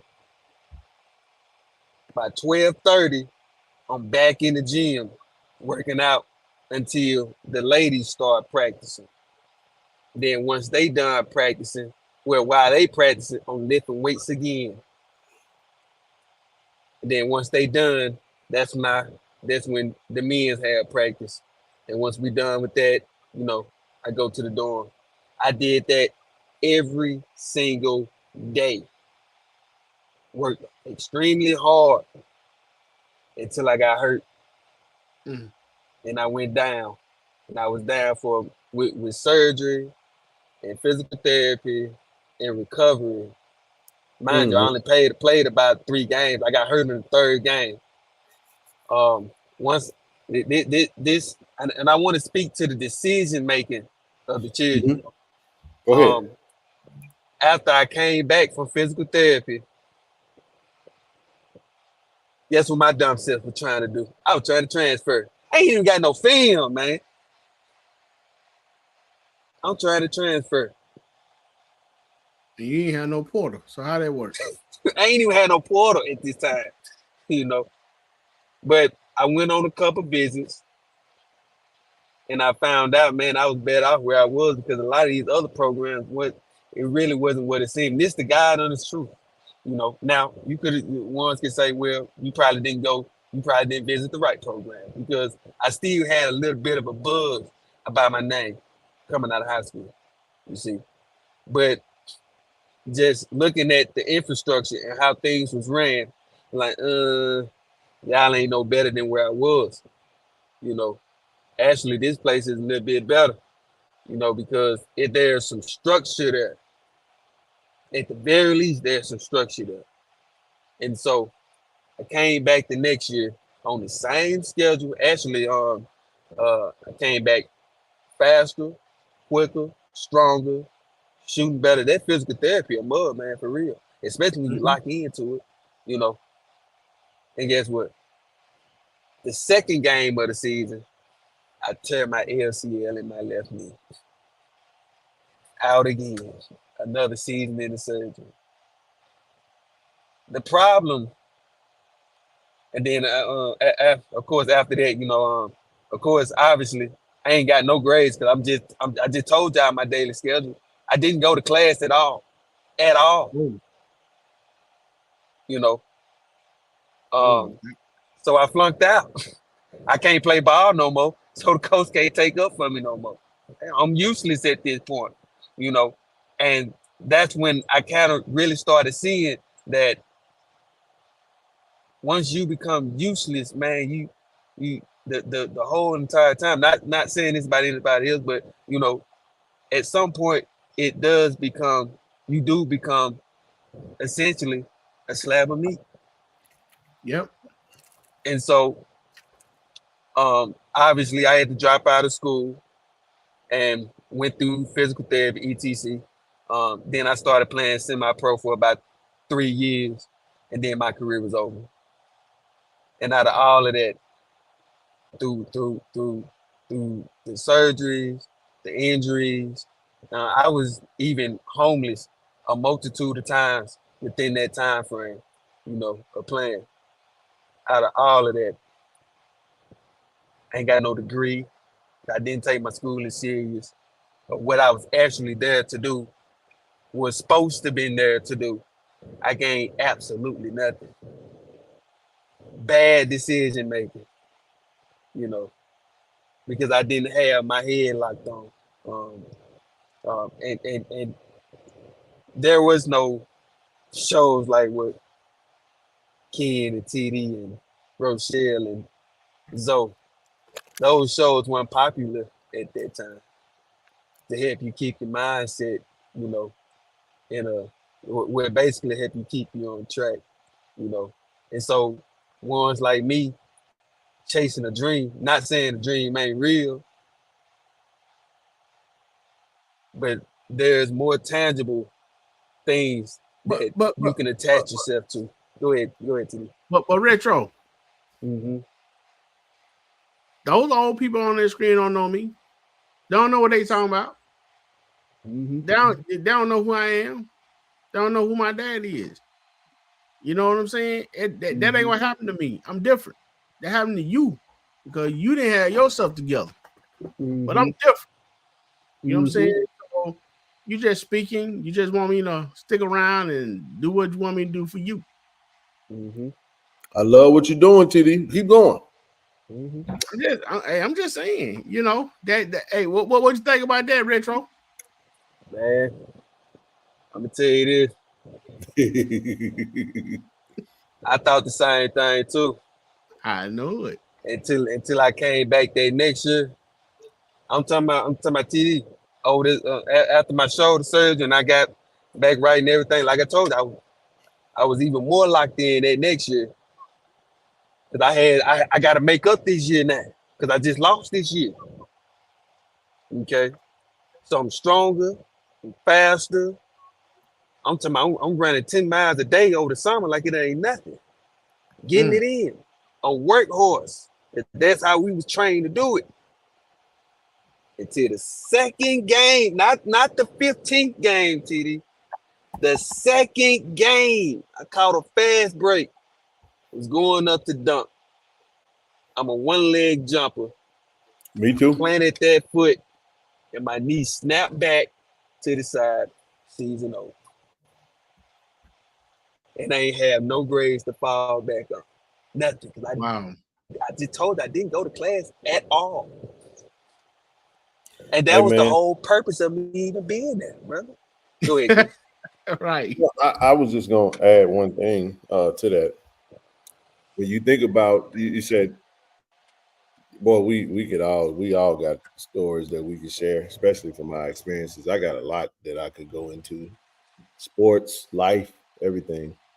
But when you think about what TD just said in conjunction to what you just talked about, TD, everybody's situation ain't, I'm going to keep saying it. There are some players that are on the FCS level where coaches will come and get you if they really want you. They're going to throw a bag at you. You know what I mean? This transfer portal has levels to it. Just like the world. Everybody ain't in the same class. You know what I'm saying? There are some players in the portal, man, that ain't got nothing to do with what we talking about. Because they can go to a different school every single year and get a bag from each one of them schools. That's another reality of the portal. That's a reality that you have to be honest with yourself as a player. You probably will never, ever, ever see the light of day of experiencing something like that. Now, if that happens, then great. But at the same time, there are a lot of situations where it just ain't going to be that reality, man. So we'll do the best we can to try to, put as many examples out there to try to maybe prick the mind and the conscience to where if somebody has a chance to, because we're gonna be right back here again when the portal opens. Just so y'all know that. Or we may even have a player or two that decide that they not gonna play and they'll just sit out until the portal opens or whatever the case may be. It doesn't mean that because the portal closed that they're gonna play and put that jersey on, or they're gonna play every game. They might decide, you know what, I don't want to do this no more. I don't want to lose no eligibility. Let me just go ahead and mail it in. I'll hit the portal in December. I'm out of here. It's gonna happen. But go ahead, TD. What you gonna say? So let me start with saying again, welcome Coach Richards to Jackson State. That was a very fine entrance. That was it was short, it was sweet. I enjoyed President Thompson. I enjoyed what he had to say. His introduction of A.D. Robertson, what he had to say, and I definitely enjoyed what Coach Richard had to say. And regardless of who wear the jersey or coaching the people wearing the jersey, I'm still an alum of Jackson State University, and I will always support. But we never know what was her journey completely and why things, you want to look at somebody's record and stuff like that. Yeah, we all have questions or whatever. But she spoke as if she definitely into it for the students, for the student athlete, for the school. And one thing that I've heard a lot, and people speaking on the people of Jackson, the people at Jackson State, the love, the difference. People want to know the difference in why we love our school so much, or why is this, and why is that. And it's a hospitality that we really speak of, and that we really put on display, and it's not fake. And people feel that. Yep. And her speaking the intro made me feel good to where I'm like, I'm rolling with her, man. And my expectations for her to come in and do what the past regime do, no, that's not my expectation. My expectation for her to come in and be her, to do her recruiting. She has, I think she brought a mini staff with her. She might have added a few more people or whatever. I mean, I'm looking for her to do well. I expected her to do well. And I definitely will support in whatever way I can. And with that being said, and we speaking on the portal, that to me, Ken and Sir Retro, that right there, the portal to me is a heads or tails. So you say you in the portal and you go to another place because someone wants you to come there. You never know why they want you to come. Some people want you to come for debt. If they elevate, then they're gonna look to elevate far as talent as well. That's correct. What I'm saying? And if you weren't doing what you was doing prior, unless you Michael Jordan and things turn over the summer, it's pretty much gonna be pretty much the same or even worse. So it's something that you may want to, consider, or you can go to wherever you go and be a star. However, you can remain put, give someone a chance, stop letting other people give you advice, because everybody don't want to see you succeed, and everybody don't want to see the schools succeed. You know what I'm saying? Because a lot of time, man, we have this me mentality, and if I'm not doing it, I don't want it done. Mm-hmm. You know what I'm saying? So if there are any players out there, whether you lady basketball, men basketball, or whatever, you know what I'm saying, take in consideration, you know what I'm saying, what your change might be. And again, that move could be great for you. It could not. The move staying here could be good for you, and it could be not. But hey, just make sure that you give yourself that fair assessment and not let no one else help you make that decision by being inside your head, because a lot of times people have other motives and other for doing what they do. That's true. I love that she's reached out to everybody. I'll say this: we ain't begging. She's called enough, from what I was told. She reached out. I think we got a few players that'll stay. That's all you can really ask for. You find out what you got. She's recruiting the roster this week, and they're hitting the ground running, man. She got some players out there, man. And we hey, look, we trying to help in whatever way that we can. I think she's gonna do well. I think the support is gonna be there. Maybe with the rebuild of a roster, it's going to take a little time to develop that program. So my expectations for this season are going to be a bit, somewhat muzzled in a way. It's going to be very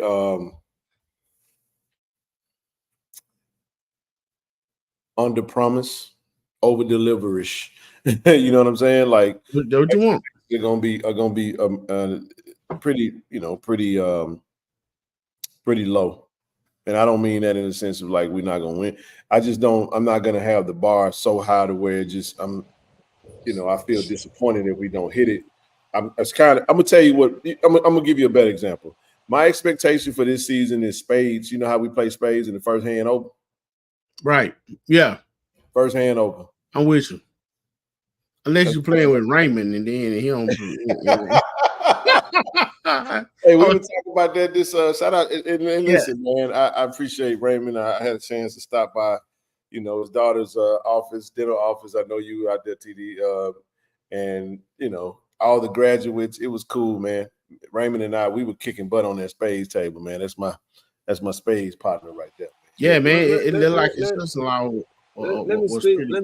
Let me speak to you, kid, TD. Go ahead. I'm with all that kind of stuff. Go for it. But the thing is, I still don't think people truly understand the time that we live in, where they literally telling you you can get almost any type of player you want, where the days of it's traditional to go 3-4 years in terms of a rebuild, because that's traditional, but they done literally changed the game to, man, you can almost turn this thing. Well, I ain't gonna say almost. You can literally turn this thing around in a year, man. Yep. That's the game now. It is. And the fact that, because I'm gonna put it out there, because I already know. Now I'm not on Twitter. I'm not on Facebook. Ain't no none of that. I'm just IG and YouTube. Hell, I only go on IG, Ken, when you send me stuff. That's really about the only time I go on there. You see, and I'm thinking about deleting that because it's getting too toxic. But the thing is, I can guarantee you, because I'm through the grapevine, there's gonna be a multitude of people that's gonna be whining and complaining. Oh, well, she should have did this. Well, she should have did that. Well, you know what? Retro can say that because Retro put his money where his mouth is. Yeah. Retro, I don't even listen to folk who don't go to no games and ain't putting no money behind it. Your opinion, I listen to your opinions on mute. Mm-hmm. Mm-hmm. We got a whole NIL collective right here. And you said 900 some people on this chat right now. Why we ain't got 900 some people in the NIL collective, bro? Because hell, probably half of them that watching ain't JSU. They really just here. And I appreciate them being here. Get a bronze membership or something. Yeah, I appreciate it. And I listen. We got a great thing going right now, man. But you're right. It's gonna take time. It's gonna take time to build it. We just have to change the mindset of our people. We got some great support, and I celebrate those who have supported us thus far. We got some money we got to collect, man. And we're trying to give out some KC-14. We're gonna sign some brand ambassadors on the women's basketball team. I'm gonna say that. That's our goal. We love to get about 3 or 4 of them, man, and 3 or 4 healthy, deals. And we want some other companies to partner with. You can partner with us if that's not something you want to do. We got ways for you to do it. But keep going, Retro. I ain't gonna steal your thunder. Go ahead. Nah, you good, brother. And I just want to respond to my goodness and not coming at you in no type of way. But you say you got to establish style to play and culture. That's true. That's already established. But that's already established. You got a seasoned coach already. She didn't just start. She gave you that today. She told you what her philosophy is. Yeah, I love it. You see, Hey, so look, she know what she want to see, and she know what she's gonna put out there in the expectations for her young ladies to do. You see, so this not a new coach. She know what's going on, but we as the fan base, we in a time where we can legally get behind her and help push whatever she's trying to do. But you gotta have people that's really serious about this, man. You know, you gotta have people that's truly willing to dig in, Yep. truly willing to dig in and make this thing work, man. You know, and thing is, Ken, I'm starting to see more and more that about at the very least about 35 to 45% of the people that say they with us are really losers. They ain't never won nothing. So they don't know how to win. Hey, I ain't knocking what you're saying. Keep going. Not saying you, my goodness. I'm not saying you, you know, but this something that I've been noticing because if an opportunity presents itself for you to truly take advantage of something and win, and you don't do it, that tells me that you don't know how to win because you never won at anything. That's winning is a mentality. Y'all gotta understand it. Winning, go ahead. Winning involves a lot of things. We got to be great supporters. We got to be great fans. We got to win. It's a lot that goes into winning. And let me tell y'all something, man. I don't care what was said on this platform, and I don't care who it was said by. Coach Tamika Reed got a lot of support. She had everything she needed and then some. Now, I'm not saying that, again, not to go back down that. I just know of the support that was there. And of course, those opportunities that we had, we'll learn from those and we'll grow from that capacity. I'm just saying that it wasn't just X's and O's. It wasn't just the X's and O's that caused that era of JSU women's basketball to be successful. It was there's a lot of things and variables that played a part into that. The recruiting, the dollars to recruit, the support, the investment into the staff. We would have loved to have seen more NIL deals, but I can tell you right now, there was a lot of support there. And when you tell the story that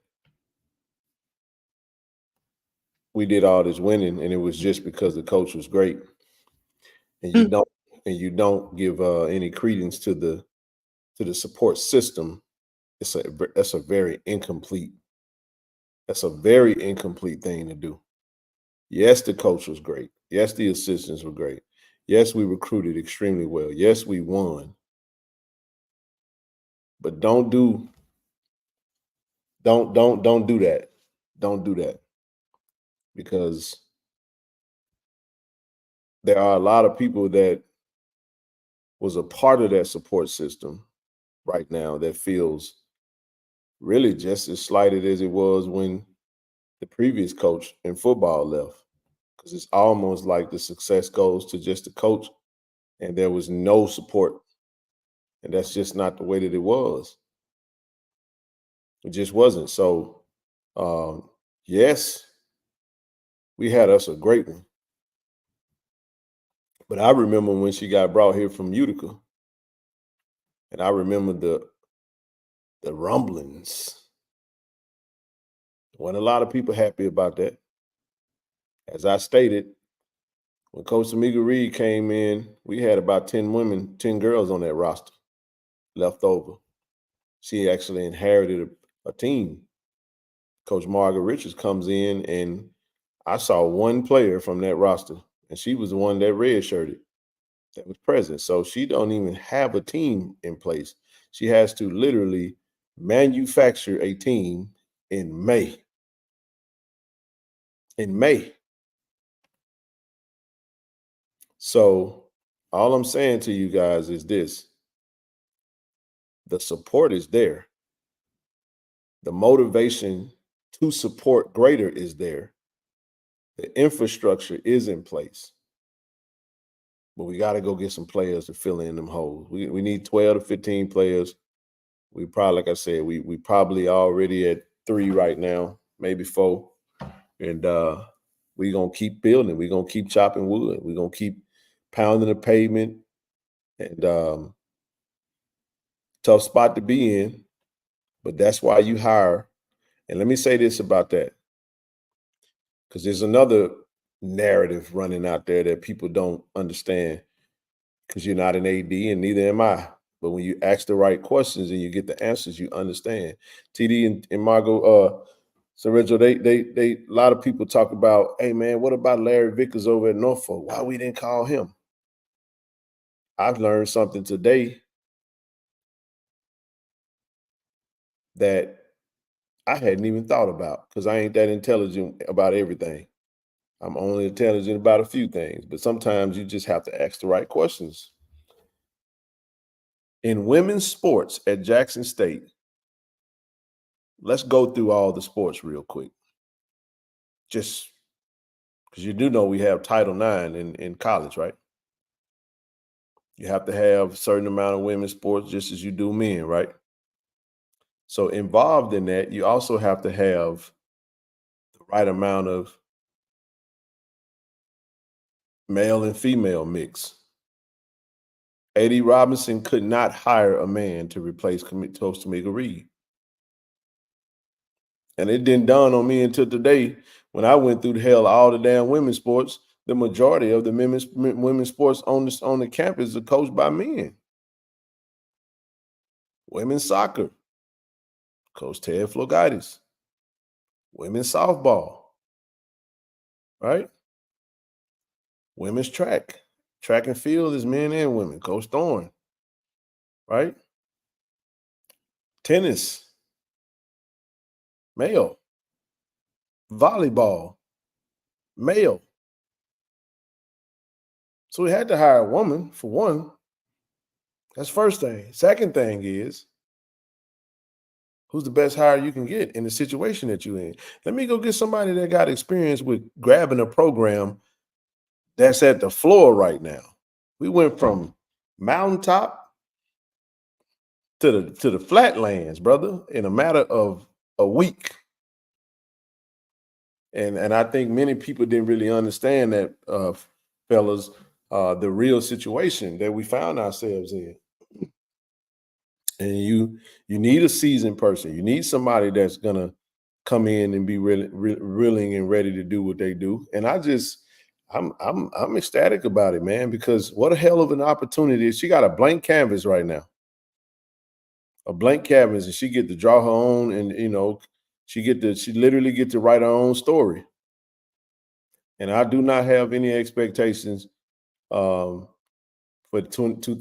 the first season. We're gonna do what we can and do it as best as we can. And I'm telling you guys now, I don't give a damn if we was last place in the conference. I don't think we will be. I'm just not first hand open. First hand open, man. And we're going to try to collect as many books as we can. Now, look, DD, we run a goddamn Boston on you motherfuckers. I'm going to just tell you like this right here, boy. I'm on your neck. Do you hear me? Boy, y'all better hope Jackson State don't win the SWAC championship. It's going to get ugly for Jackson State fans and outsiders. Okay? So I'm just saying, get behind. I ain't talking. Listen, man, get behind the coach, pull up. Had a conversation with somebody today. who said, man, I don't, I'm a season ticket holder for football. I don't really go to basketball games. I was like, hey, you should get some basketball tickets and go support the team. We got a new coach. We need everybody at the school. We need everybody pulling up to the games. And we love to see it, man. So we want to get her on here. We'll let her come on here and expand a little bit more on her vision and go from there. But I'm telling you guys, man, sometimes I'm thankful for this platform because we're going to continue to educate the base. That's why we focus on us, for us, by us. It's FUBU. You know what I'm saying? Not Tommy Hilfiger, for those who get that. Man, I tell you this right here, kid.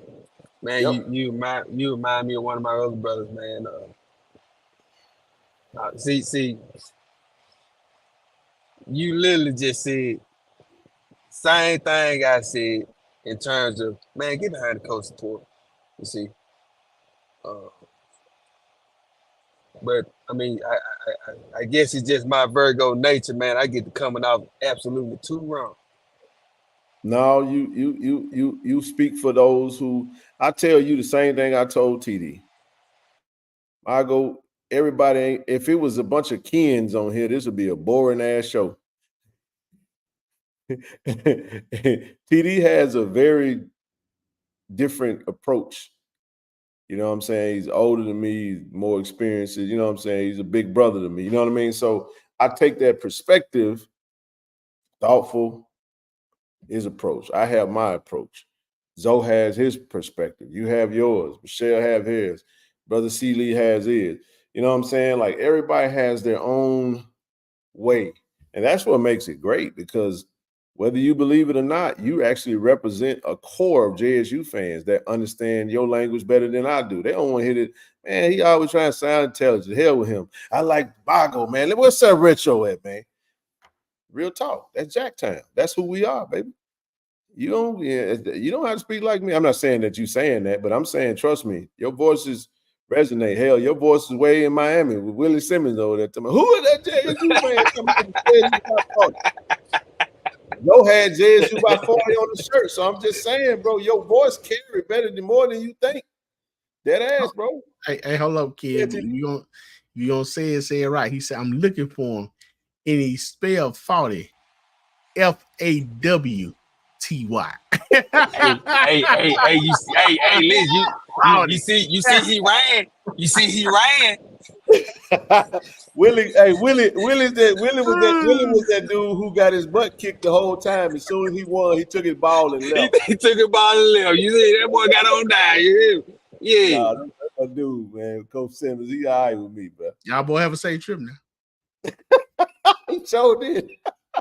He fired back. I said, yeah, that was a good one right there. But when you lose, what can you say? Because I was on his neck. We talked to him before the game, too. You know what I'm saying? And afterwards, too, man. I told him, hey, bro. Told him they had something, man. But anyway, no, man, it's cool. I think we're going to get the interest. The intrigue is going to be there. I think those that support the program are going to be there. Listen, man, come on out.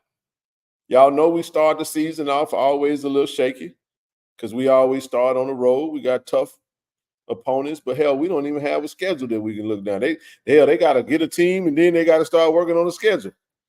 You see what I'm saying? She got a lot of work to do, man. And again, you get a coach with a very long resume. I just put a resume up there. Let me throw it back up there one more time for those who maybe haven't seen it.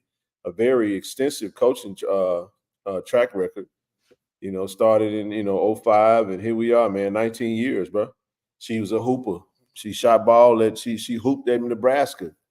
You know what I'm saying? That Louisville team went to a Sweet 16. She's a grad assistant on that staff, and but again, we went through her record, and we go. You know what I'm saying? When you go through her record, man, this was the year before she got hired. So. This was the last year of the previous coach, But look at that. Hell, they went 0-25 because they had to vacate due to NCAA infraction. So when you inherit that program, she got 25 losses and 2 wins because you in the toilet right now. You got to fight loss of scholarships, all kind of stuff. And then you get through that. Okay, hell, how you go from wait a minute. She done went from 2 wins to 11. You see how that worked? Then to 13, then to 17, you know, then COVID happened. And then, you know, they new facility and different direction kind of go stale, and you kind of just lose, you know, it plateaus for whatever reason. And it is what it is, man. That's how we got here. So the last 4 years she's been, that's right, Doc. She had winning seasons in the conference, but there is a story in her record.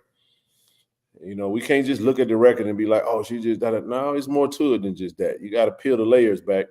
And when you peel it back, I believed her when she said, I just loved her philosophy, man, when she was talking about how that's somebody that know basketball. You know what I'm saying? I enjoyed that aspect of the press conference. And she didn't shy away from giving Coach Reed her problem. Oh, without question. So without question. Respect that. So and we clap for Coach Reed, and we celebrate her. We celebrate our time, but we got to move on. She moved on. You know what I'm saying? And a lot of the players have moved on. They went over there with her, and we wish everybody well. But I'm going to just tell you like this right here. If Jackson State plays Charlotte, I'm rooting for Jackson State.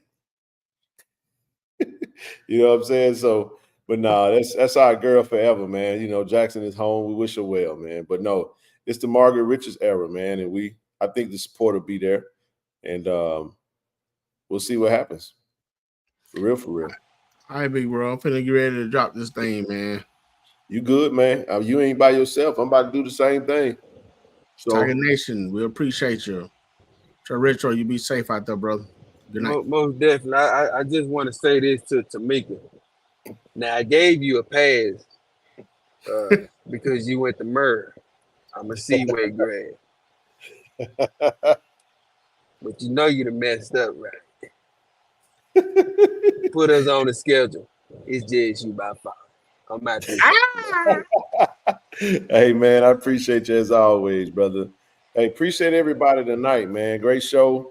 Hey, listen, I ain't going to tell you who we're going to have on Wednesday. We got a plethora of options. Just know this before you go, TD. We are going to get Coach Margaret Richards on at some point. Will it be Wednesday? I can't guarantee that, but I will say this. Just be on the lookout on social media. You know, we will drop the show. We will have a special guest this Wednesday. Who that will be? We got Travis Jerome. We got our SID scheduled to come up at some point, whether it be this week or next week. I think that'd be a great show as well. AD Robinson. Got to pop that. You got to come on up on this thing, man. So we got some great special guest shows coming for you for Special Guest Wednesdays. Be on the lookout for that, man. We appreciate everybody. We got to let Coach Richard get a stability. Got to get a little stability. You know what I'm saying? Get a little stable. It'll be a quick little, you know, just okay. we ain't turning that down. She's stable. We good. Okay. I told her today, hey, we got to get you on the show, Coach. Come on in here. We're gonna raise a little money for you. You know what I'm talking about? Oh, okay. Yeah, we're gonna do that. So if we can get her this Wednesday, we'll have her. Y'all check the socials. Be on the lookout, man. Other than that, man, we finna get on out of here, man. We appreciate y'all for all the support. Great show. DI love. Go Tigers, baby. Go Tigers. ShotRx is bringing healthcare to you. With our mobile health team, we can come to your school, church, or business to take care of you. We offer childhood immunizations, COVID and flu vaccinations, physicals, and much more. Don't put your health off. Welcome to Care and Compassion. Welcome